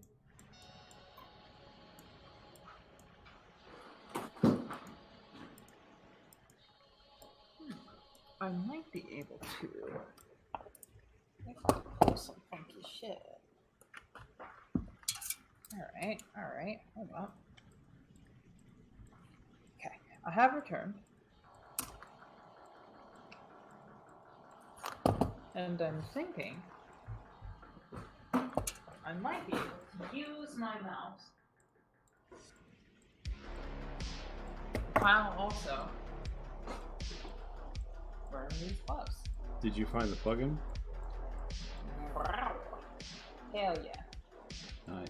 This is an added bonus for anybody who's still here with us after the stream, or after the 5-10 minute break. I am putting on both gloves! Whoa! Look at that. Okay, actually, this is not going to work. It's not registering this as a functional... Oh, wait, it's off?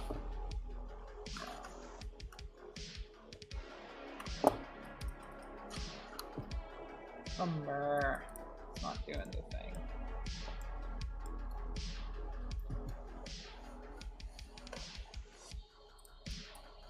Do any of the top or side mouse buttons do anything? Hmm? Yeah, it's not really registering it as a No. mouse. Oh well. Anyway. Pushing. Bummer. I'll unplug that.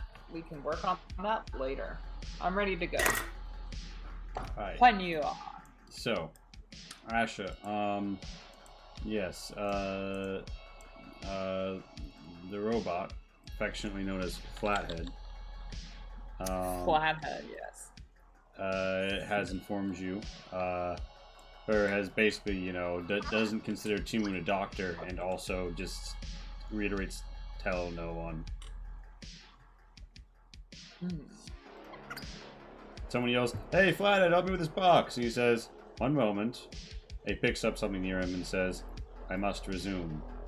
We leave when the light fades." Nope. Okay. Dr. Timoon returns and says, "Oh, sorry, I was called away." Anyway, about the Leviathan. I don't know what the beast down below is or its relationship with the Leviathan, but I do know that it may be possible to kill that thing, but you'd need weapons. Weapons like those death spitters, and the right bait to draw it out. But I don't know what could do that. Ah, yes. I think I can imagine what sort of bait it would prefer. In my head, I'm envisioning a peaceful solution to this, in which I do not kill the thing, but rather convince it to not to. Yeah, Not so fuck over this one per town in yeah, particular. he's But I don't know. Maybe I'm just he's being open to lazy. that, but he just doesn't know, like, what might be done, and he doesn't have a good lead. I'll take whatever guns he's offering, though. Well, he doesn't have any guns. Yeah, no, I'll take the guns because I have to use them against people. Well, he doesn't have any Yeah. death spitters. Well, he's I'm open to offers of. he says, Mm-hmm. he's like, I don't know where you could get some, but I do know that there's people looking for you had them. Yes. He says, Have you heard of them in the past few days?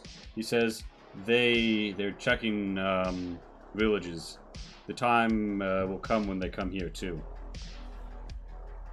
It should be a few days at least.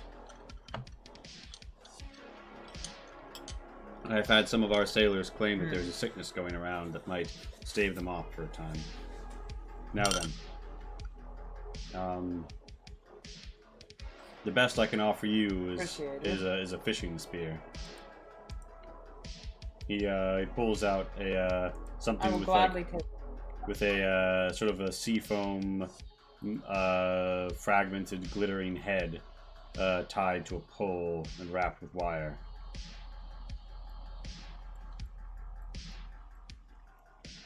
You have a fishing spear. One fishing spear acquired. Thank you for all your help, for everything. What is I noticed that your fishing accompaniment here is predominantly people. What's the story behind that one flat-headed robot or AI? Flathead? Yes, well, someone fished out a core and put it in a body and made it move boxes. I think it was done by someone in another village, but Flathead wound up being our village's robot after a trade of some value, I think as part of a dowry. Interesting. I was just curious. Seems to be different from everybody else. Sticking out. Well, he is a machine, I suppose. I suppose. Well then, tell me if you have any thoughts, but the days are ticking away. Yes, no, I will endeavor to satiate the beast. Excellent. Thank you for everything. And he's gonna go off do some doctory things. At one point, you are visited by a woman who brings you some fish. It's Behella. You've met her a few times. Everyone's pretty down in the dumps the past few days, but she seems happy enough. And hey, she has a fish. Yeah, I suppose I take the fish she's offering and probably begin gnawing on it raw before she's look at her. Like, yeah. You just like start eating this fish raw. I'm fucking savage. Yeah, all right, yeah. Give me a 5d4 primal attraction. Wow. Okay, she's into it. Shit. Where is she? Wow. Okay, I guess she is actually into. Yeah, she watches you devour it, somewhat silently, and she steps forward and says, "There are some people in my village who say that they think that they should sell you out. I don't think that there's anything we can do about it, but you should know that I don't think that we should sell you out, and I think that if you can make the monster go away that's eating all our fish, I think that they would accept you. Maybe you could stay." That does sound nice. I've grown to enjoy the company of those around here. It is unfortunate that some are less interested in my staying, but it's just they're desperate. I mean, it's been harder and harder to get fish lately, and it's kind of our whole thing around here. If you don't have any fish, then we can't eat or trade. Of course. I understand. I may have a solution. I think, I hope. Really? What are you gonna do? Well, I'm not quite sure yet, but going to try to appease the thing. How do you appease something like that? I don't quite know, but I've got a voice in the back of my head that seems to be telling me. She looks at you slightly askance and she says, "A voice? In the back of your Yes. head?" Something primal, something connected to everything. She says, "You sure you're from Asher?" I'm sure I'm where I am and who I am and what I am and But you're not from around here, right? I don't feel as though I am. I certainly don't recognize anything. Alright, give me a lie. Give me a 5d4 to lie. Oh god, is this a lie? Shit. Well, I mean, I you're didn't trying realize I to. was lying. You're not answering any of her questions, and she's looking at you like you're kind of sus. So you Okay. gotta hit her with that suaveness. Okay, I guess I fail. And she says, she steps in and says, "You know, if you are one of the people from before, it's okay. You can tell me. I promise I won't tell anyone." The people from before? Yes, from before this colony. You mean The people that summoned the Leviathan. If you have a connection, maybe you're one of them. I don't know. You don't? Are you? I don't know. You don't remember? Please, look. This is not something I've shared with very many others of the folks around here, but I don't remember. I don't know why. But I feel something. Some connection to something. And maybe that something's the Leviathan, and maybe I can convince it to let you live in peace and fish as you will. There is hope in her eyes, and she profusely thanks you. I don't know if I've just lied to her or if I've told her the truth, but feeling as though I'm developing ties to this community. Yeah, she looks satisfied, and she scampers off. Day is, or the light is fleeting. The flicker, the synapse, it's all bleeding away, and soon it's dark. Flathead is here. Flathead says, "We should take that boat," pointing behind him, "and leave." Yeah, I put my hand in the water before we do that. Just kind of the same motion that I've generally done before. You don't sense anything moving in the water near the village, other than the flow of the mechanical currents.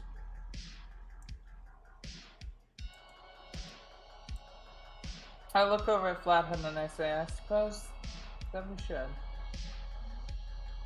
Let us. Do you board the boat with Flathead?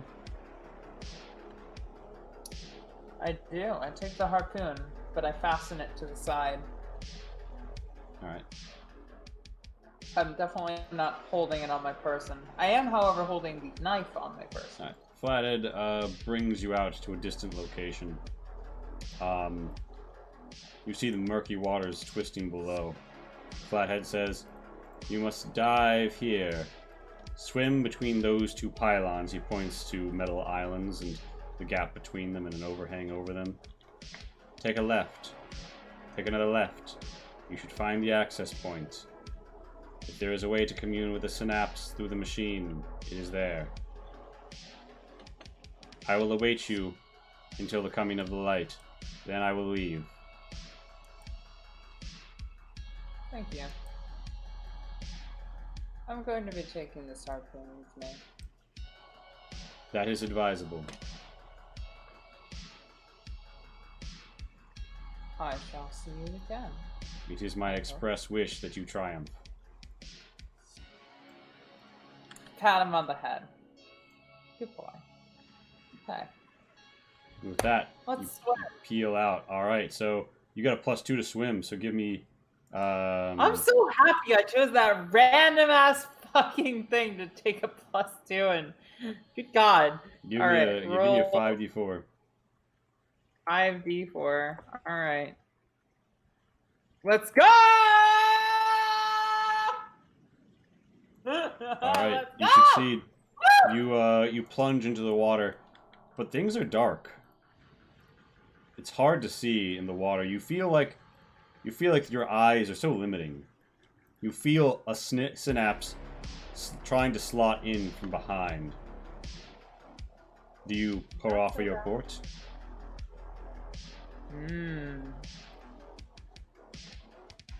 I'm very tempted to let the influence overwhelm my senses and guide me further. It hasn't led me astray so far, has it? Yeah, of course. So, why shouldn't I? Mm-hmm. I think I will, with my harpoon safely strapped to my back and Alright, you gain my knife memory point. belt. I think I'm gonna go ahead and let it take me where it wants to take. Suddenly, it is like you know all there is to know, and you experience the full light of the flicker, Wow. even though it is still dark. And yeah, you see what is up ahead. Navigate as you will. Okay. The water pushes you southerly. Yeah, you find the spot that was spoken of. So it said left. So I'm like here, right? And left is the way towards this way. Yes, you climb. So you come up upon some pipes and some wreckage that are in your way. You're going to have to climb from here, and you're wet, slicked, as your head breaks the surface of the waves. Oh no, I'm slick and wet, and now I have to climb over objects, exposing my ass to the viewer? Wow. Yes, I am an anime writer, but due to these factors, unless you find a tool or memory, it'll be a 2d4 roll. Well, I might as well.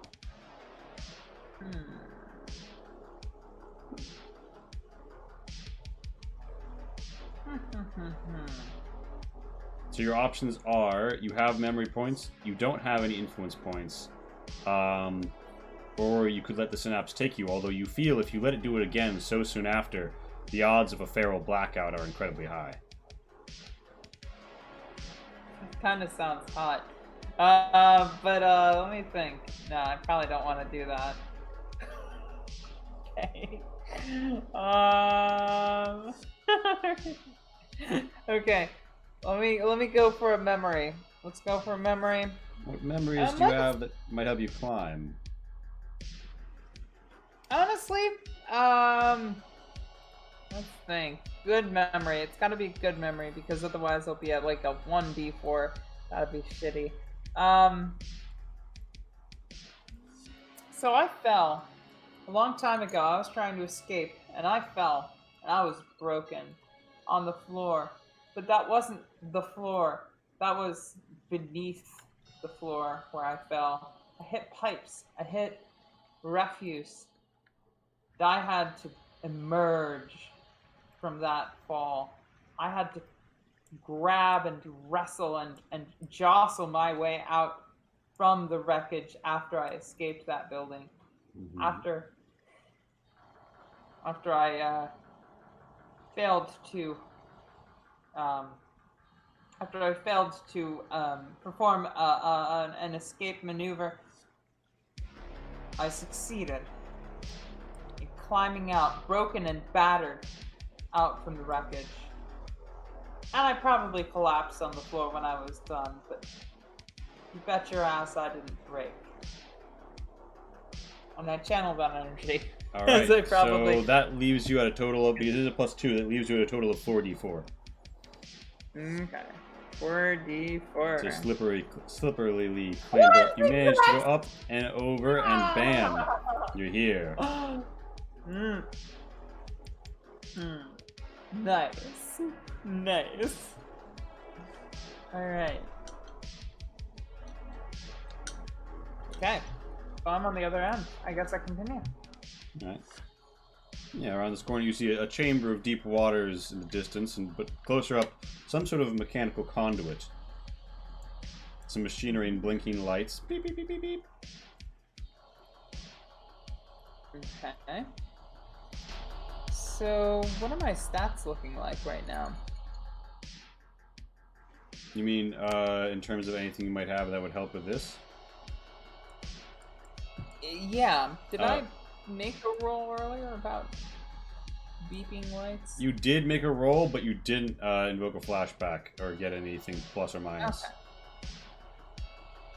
Fair enough. So, do I garner any information from these flashing lights? When you hold your hand up, you feel as if though an electrical feeling courses along your hands, and then your torso, and then your legs. You feel as if though your gilded attire will help you here. You gain extra dice for connecting to this machine due to wearing it. Well, okay, I take that shit. Alright, so you want to make me a 4d4 roll?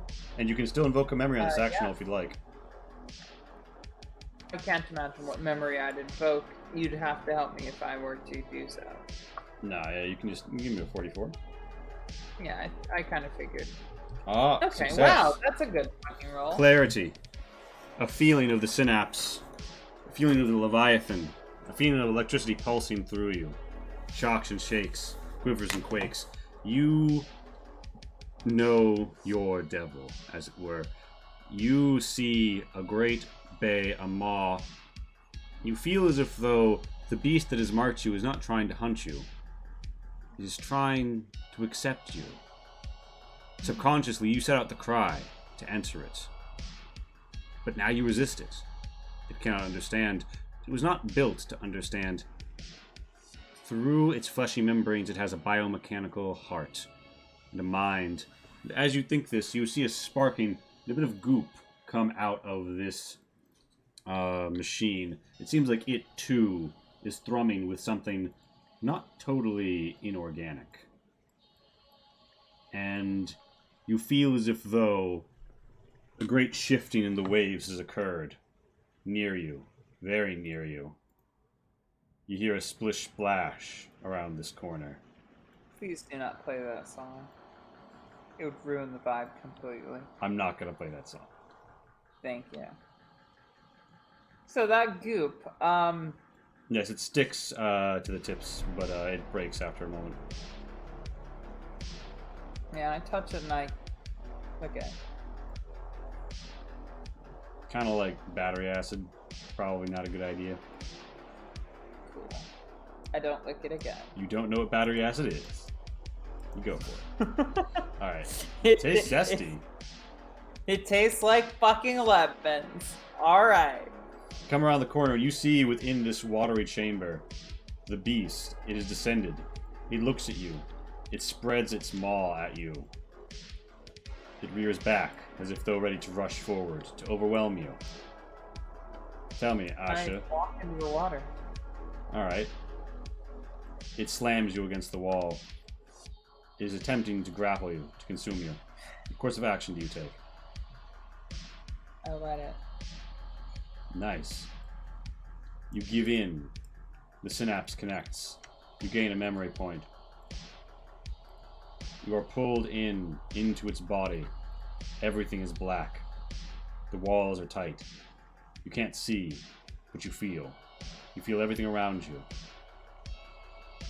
You feel strong. You feel powerful.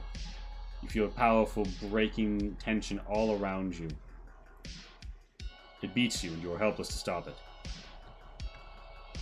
Your mind races, damaged by the surrounding sense, blazing, burning through your mind. Roll me 64. Okay.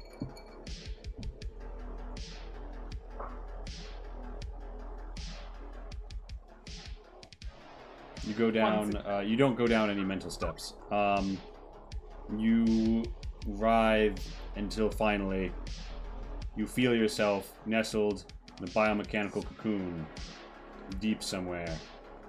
And now, as you reach out your hands, your gloves and your legs touch you and your body to a new body, a new mind that is yours to control.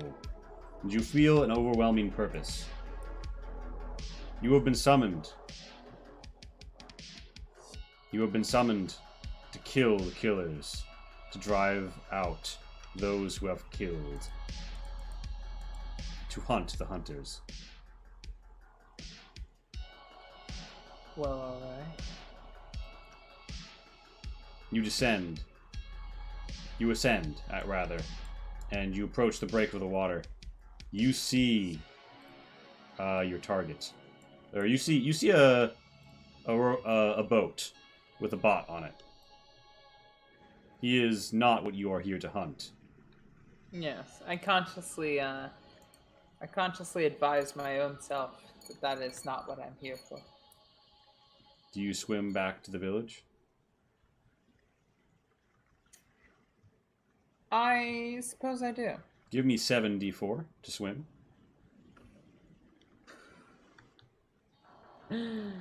Wow. This is such a fun game.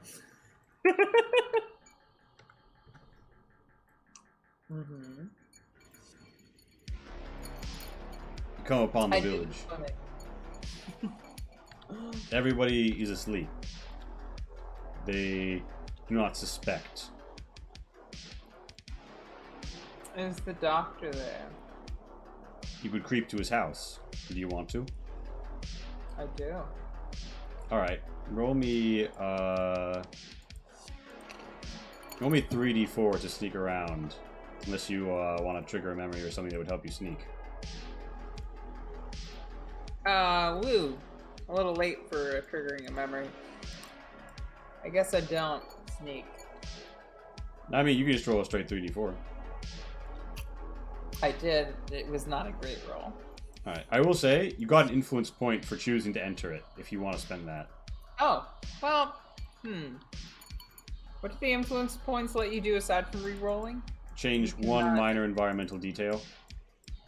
Okay. The environmental detail is that the doctor's house is adjacent to the water and overlooks it. There's a balcony. Yeah, he's looking out. He's looking out from the back of his house, from his little shanty. You're not stealthy, but you approach suddenly. He looks down at you, quizzically, paralyzed perhaps by fear, or perhaps with hope. Mm-hmm. Now, can I articulate in this form? Or can I just gesture? Do you want to try and say... What would you try to say? I want to ask the doctor where the pursuers are. Alright, so... It comes out as where? And he's like, what? You can speak? Oh my, please. He drops to his knees. Please, forgive me.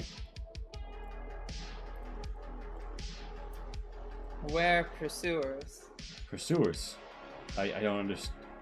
You mean the ones that are hunting the woman? Yes. They are around the edge. He points and he says, you follow the reservoir's islands until you come to the next village over, and then you go out along their crane and you arrive. You arrive at that's the last village we heard that they were at, but I don't know precisely where they are right now.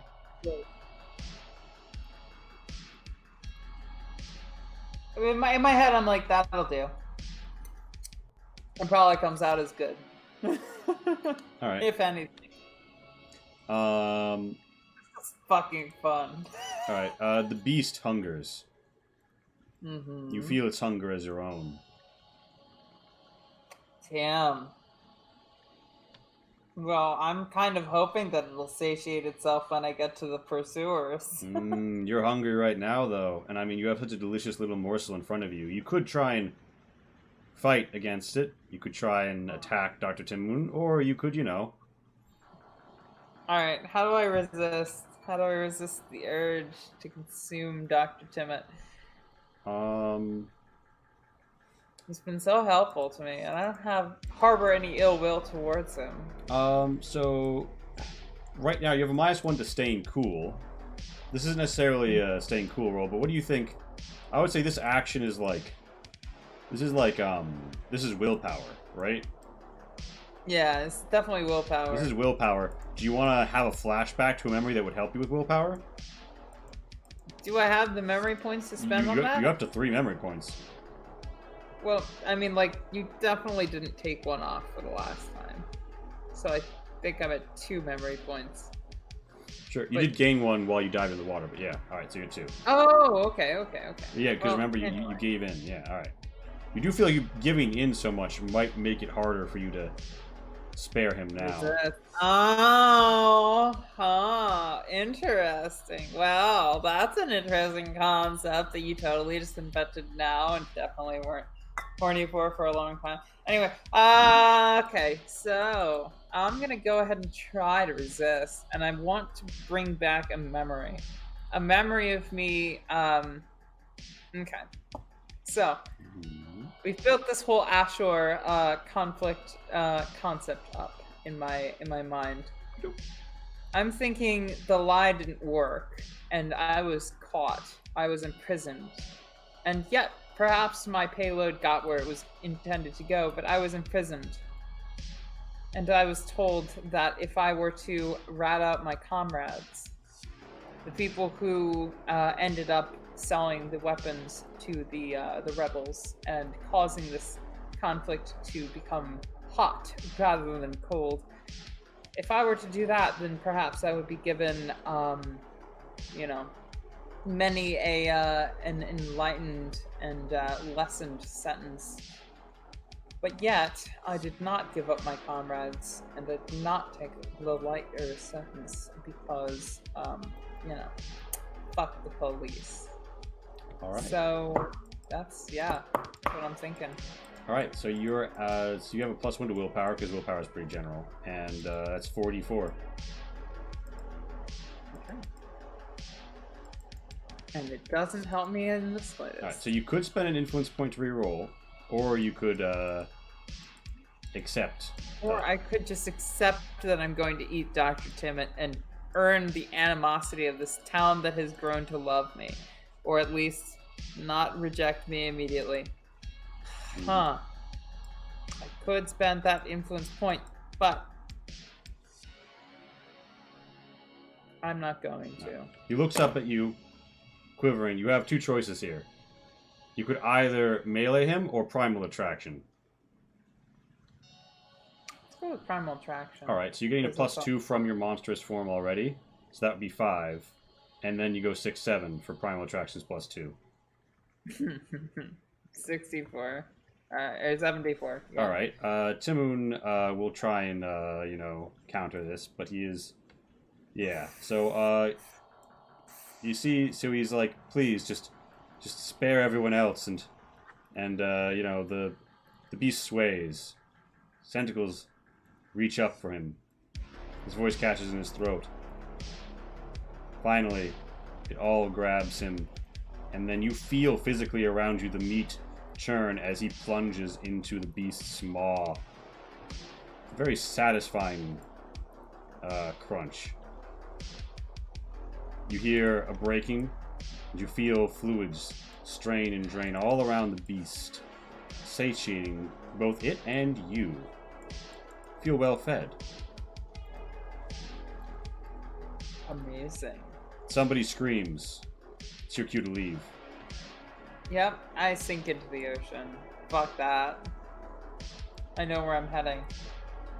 Yes. You have a long voyage to make, but you're good at swimming. But this is more a question of how well you navigate. And you are doing so in an unfamiliar form.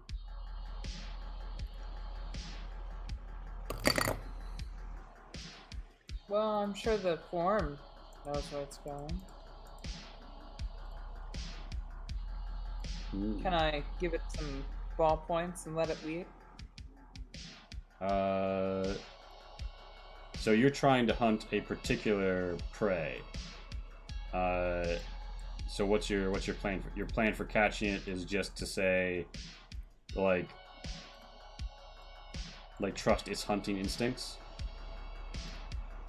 I want to say that, but I do have a very strong image of the boat that we're looking for. Okay. And also I have a strong image of the people that are on the boat that we're looking for.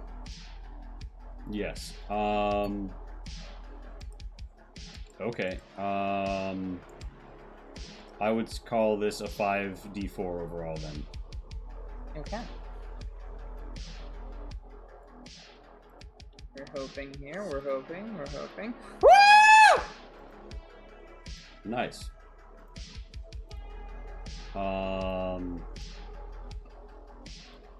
Yeah.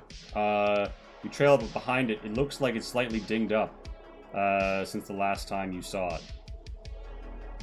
Do I have any false memories of doing that myself? You try and reach into the mind of the beasts.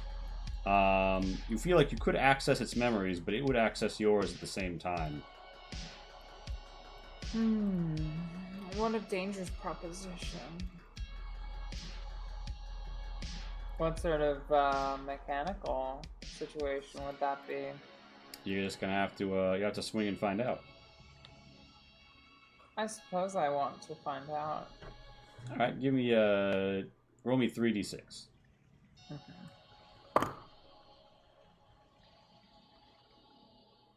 Ooh, I got a 6. It's a Storm Constantine. Roger Twee, is that okay? Yeah, so you managed to hold on to your psyche to some extent. You become stressed as you remember fighting and getting stung at by little spitters. They hurt. You had to withdraw for a few days and heal. You see Anukar walk out on the prow. He's looking around, almost like he suspects something is near. Do you take this opportunity to strike, or do you try and hide and stalk longer?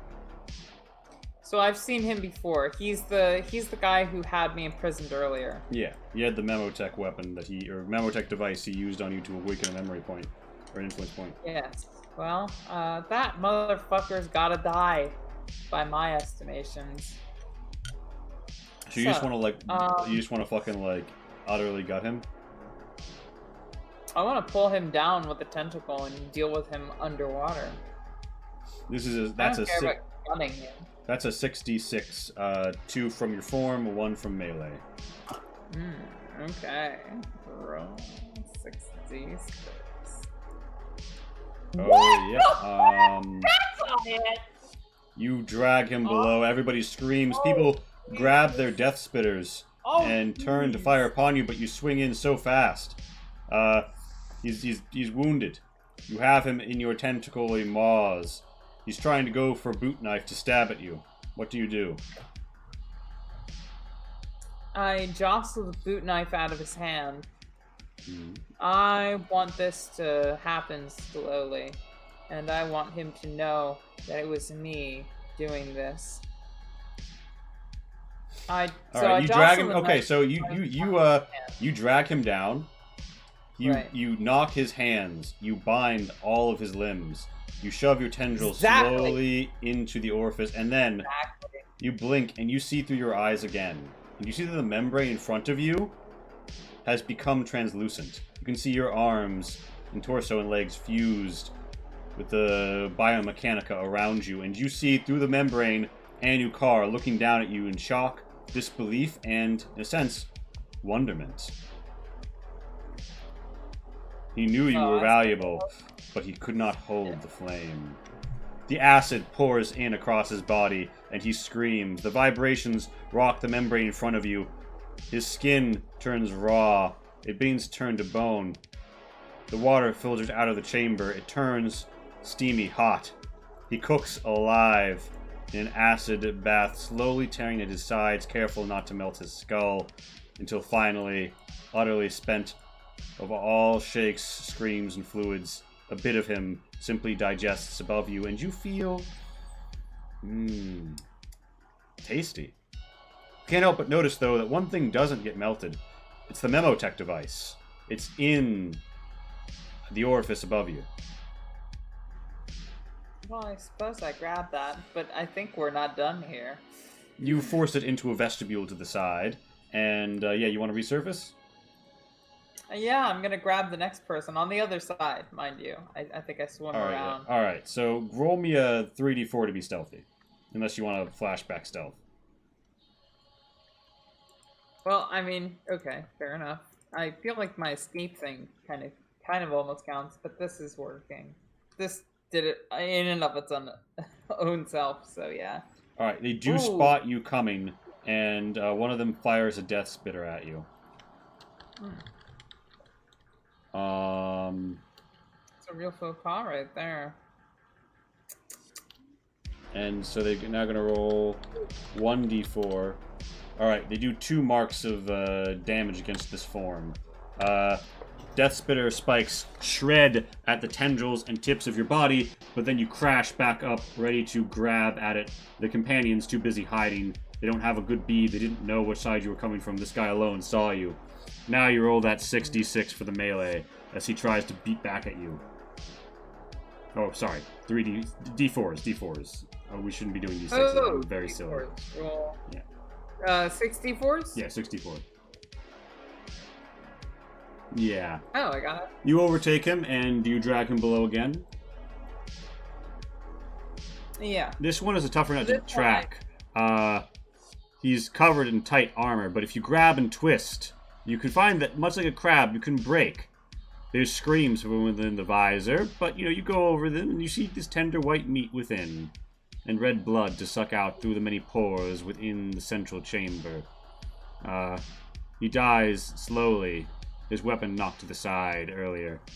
His armor doesn't dissolve, but you poke and crack at it, and slowly, over the course of perhaps 10 minutes, turn everything within to nothing but a red paste that swirls within your system. You're getting gorged. You feel your tummy swell. You realize the suit is feeding you the nutrients from these bodies. Is it cannibalism? If somebody else eats it? Who knows? I don't know. I don't know if I feel horrible about this or great, but I also don't know how much agency I have. Can I grab the memory device within the belly of the beast, as it were? You can slurp it out of a nearby orifice into your cockpit, but to pilot it, your arms are fully embedded in the biomechanica, as are your legs. So, you can put it in the chamber with you. I'm piloting. I'm doing more mecha combat today. Holy shit. God, I'm actually having too much fun as the thing. I don't know that my character would have the wherewithal to individualize herself from this thing. She only just woke up, goddammit, like just a couple days ago. She's really been asleep half the time she's been an individual. I think she just lets it happen. Alright, do you want to, you could attack from below now to, like, totally blindside. You want to give me another 66? Oh, sorry, it's 64. Wow, I keep going to D6. You really, really do keep saying 66. Oops.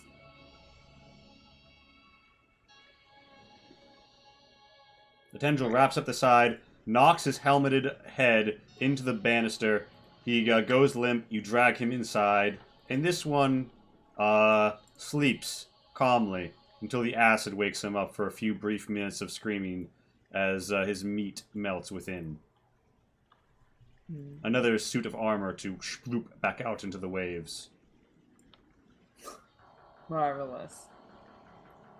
I certainly would imagine that I do so. So, what's this shanty boat held together by? The base of it seems like you don't see any joints or welds to the base of it. It's more like an upside down insect carapace of metal. It is one of many strange metal contraptions on Nibiru. You suspect it was taken from somewhere and the rest of the shanty ship bolted onto the top. It has outboard engines you could attack. That would render it dead in the water. I think I go ahead and do that. I'm gonna give you a concept success there. There's nothing to stop you. Yeah. You bash fuck it them up the vulnerable. interior of this carapace. The drive is dead, but the shell is still whole. What do you do? Can I take out the steering compartment from below? You'll have to reach your tentacles at least slightly up the side, but that shouldn't be too big of a risk. What do I roll? 66. Hey, Shay. 4 or 66? 64. God. All rolls in this game are D4. Anytime I say 6, I'm being stupid. I get a success. You bash at the controls.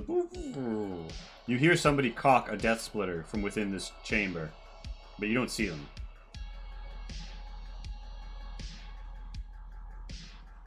Okay. Well, having destroyed that, I sink back into the waves. This is a weak point. What does the carapace look like underneath this? It looks, again, fully, like, no weld points, no clear construction or place to begin your assault.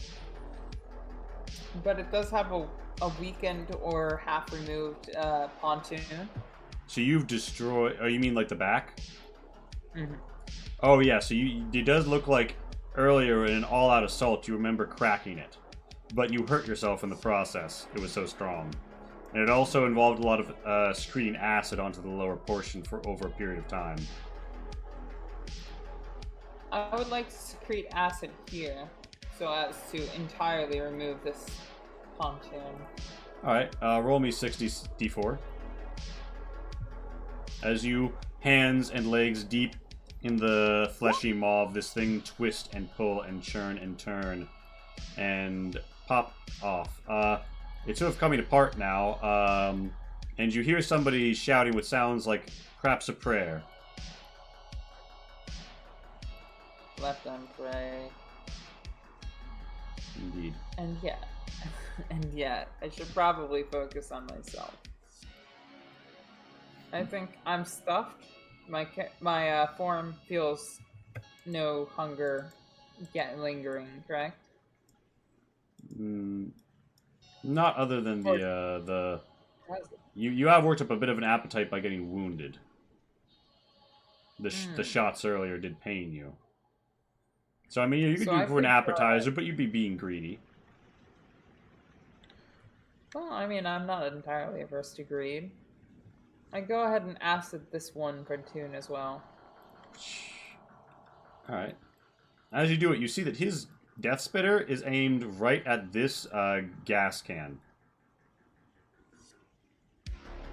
When he sees that coming off, you just hear a click, followed by a bang. Roll me 5d4 to dodge.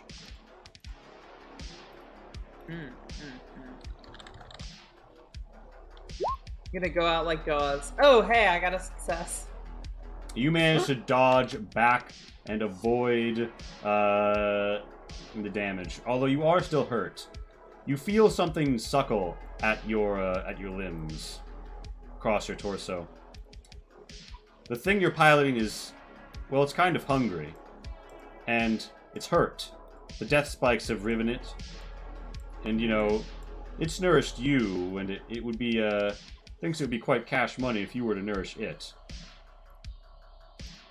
Oh shit. Every step you go down your body tracker, you'll be able to heal it. One wound.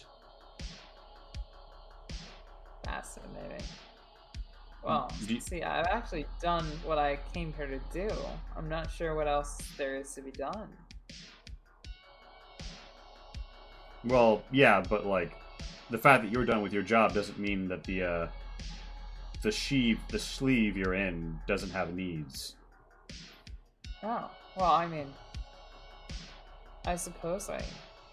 Alright. endeavor If to you do heal it all the way, you'd be going down to wounded.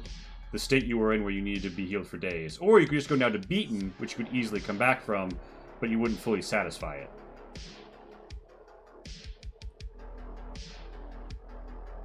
Where are we near? You are near one of the fishing villages. By now it's day. There are some ships out. You feel in the distance. Yeah. Was there any small fishing boat nearby? Yeah, there is. You see some fishers on board it. Just, having a little fishy time. I go ahead and allow the miners up. Okay, so it wants to go full. You'll have to convince it to wait using either your willpower or primal attraction. Willpower to just say no. Primal attraction to say but you have an appetizer waiting. Indeed. So I go ahead and use my primal attraction. 5d4. And I convince it that there's food up ahead.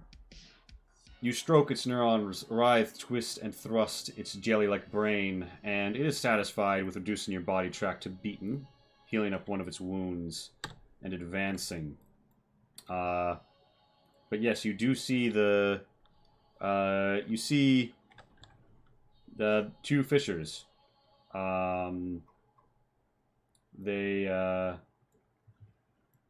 They seem to be casting their nets.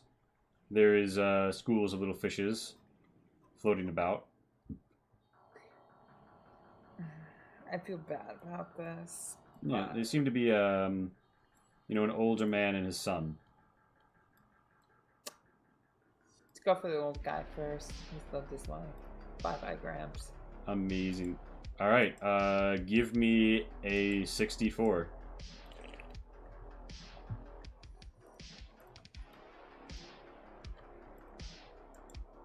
Just break the water and attack. Yeah, you grab him. You have him in your tentacles, breaking the limbs to more easily slot him in. As this guy says, "Father, no!" and then tries to stab you with a fishing spear. Roll me another 64. Woof. He slices at you, but you manage to knock him away. Do you want to simply knock him away, or do you want to grab him as well? Kind of knock him into the water. You knock him into the waves. The old man lets out a hue and cry before you gulf him down.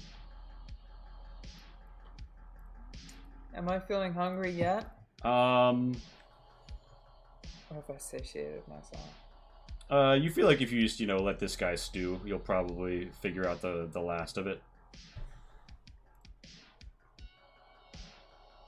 Sorry, that was... He cries out for his son, John, many final times, but John does not hear. You are without wounds, but John is back up on, and he has a fishing spear, and he's looking around for you. He's crying out for his father. What do you do?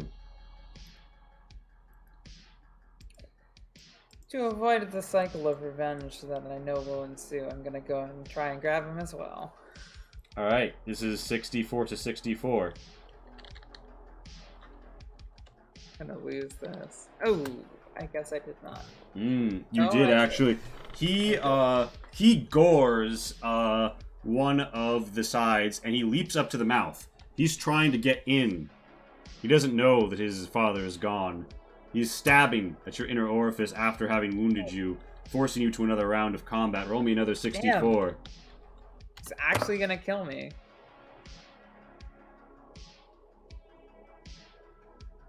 I have an influence left, don't I? You do. Do you want to spend it now? You don't think he's gonna kill you with this. Your form can take some damage. I'll save it for the next round. Alright. He pierces the inner lips, and he falls within. He's in the next chamber now, surrounded by your acid spitters, which are going to give you an advantage. He's looking around. He doesn't realize you've already dissolved his father in the same place.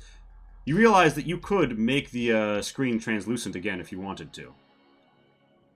Ooh, I do. Alright, he looks bewildered, amazed. He looks up at you. You realize that you do have your pheromone releasers. You could roll primal attraction to stop him from continuing to fight. It is, after all, natural sometimes for prey to stick out their necks. Sorry, I rolled that wrong, but Alright, yeah, I'll call it. C5D4. It's 64 in this instance because of the pheromone releases you have there. All right. He drops his spear, sinks to his knees, and Let me go then ahead. from the shins below, he begins to melt. And as he does so, he is transfixed on your form. He almost, for a moment, seems to raise his hands in a prayer towards you. He has seen something miraculous, a heavenly visage within the belly of a beast, a woman in gilded form within a monster's belly. This is the miracle for which he ends his life. My. You are somewhat satisfied, but still partially wounded from that attack. It has pierced its way through your mouth, though, and it's harder to keep foes within. You feel like you might need to retreat and heal for a time. You feel your mind much like it was when you remembered the fish racing swiftly. Human thoughts beginning to fade away from you. You feel that your arms and legs are even deeper in the biomechanica now. It looks like it's expanding over you. Like it wants to encase you. It has not gone well without a driver. It doesn't want to lose you. Hi.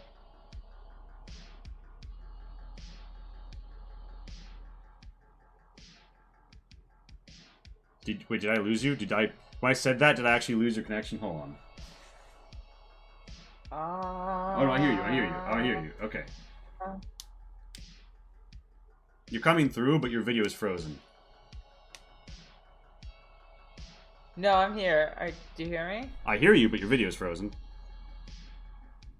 Also, like, there's like big gaps between when you talk, and I don't know if that's like your delay. Okay. So yeah, the question now is: do you give in, or do you give in, or do you try to exit? Do you give in, or are you trying to exit the beast? Yeah. Well, I was. Is it the beast? But giving in is so tempting. Should I make a willpower check to determine if I stay in or not? Yep. Give me a Here's the thing. Give me a 4d4, and you're gonna have to contest against yourself. So first roll me your 4d4. That is your will to fight, but here's the thing. This thing is you. Roll your 5d4 primal attraction.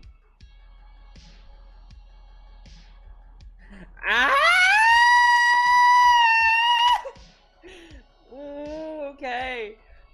Oh, but you managed to overcome it. And, yeah, a swift swim later, the beast finds you, and, it comes up to the edge of, something.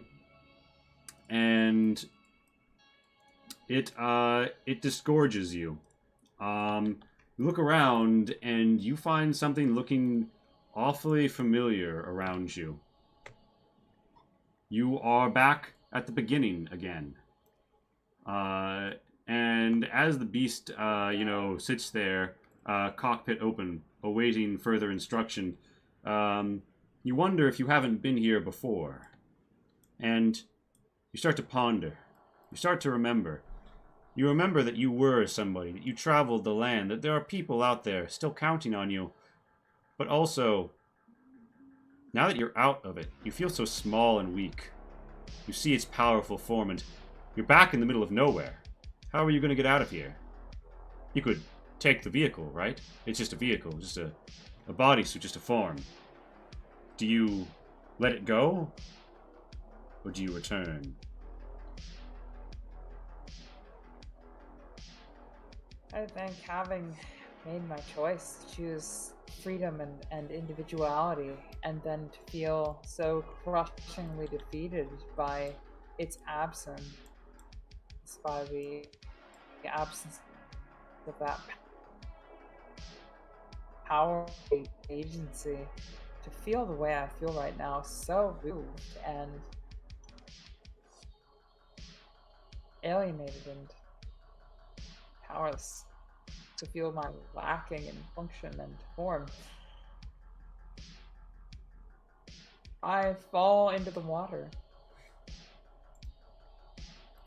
as I did in the very beginning. I And to let the current take me Amazing. inside her. Oh, wait. Take you inside her? And let her engulf me. Yeah. All right. Like a inside flower the thing, I'll let petal, her engulf me. it rises up like a reverse flower petal, grabs at you, and then, with a sudden swishing of bubbles and currents, shunts you hard down fast into the biomechanica. Only the black remains. You drift. And there, the story of Asher of Asher is left off for now. So, yeah, that was my first ever Nibiru game. Sorry to anybody who knows the lore if I did a bad job with it. I sort of winged most of this, but yeah. Pat, I guess this is kind of your feedback phase. What do you think of it?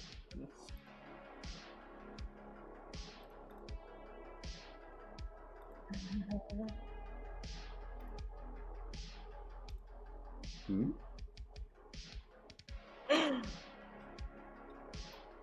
Are you talking? I'm not hearing you.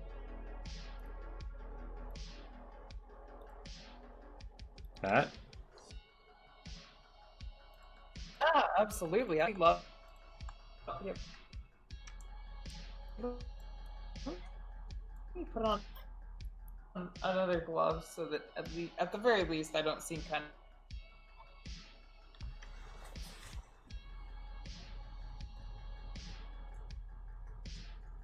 Hello. Hello?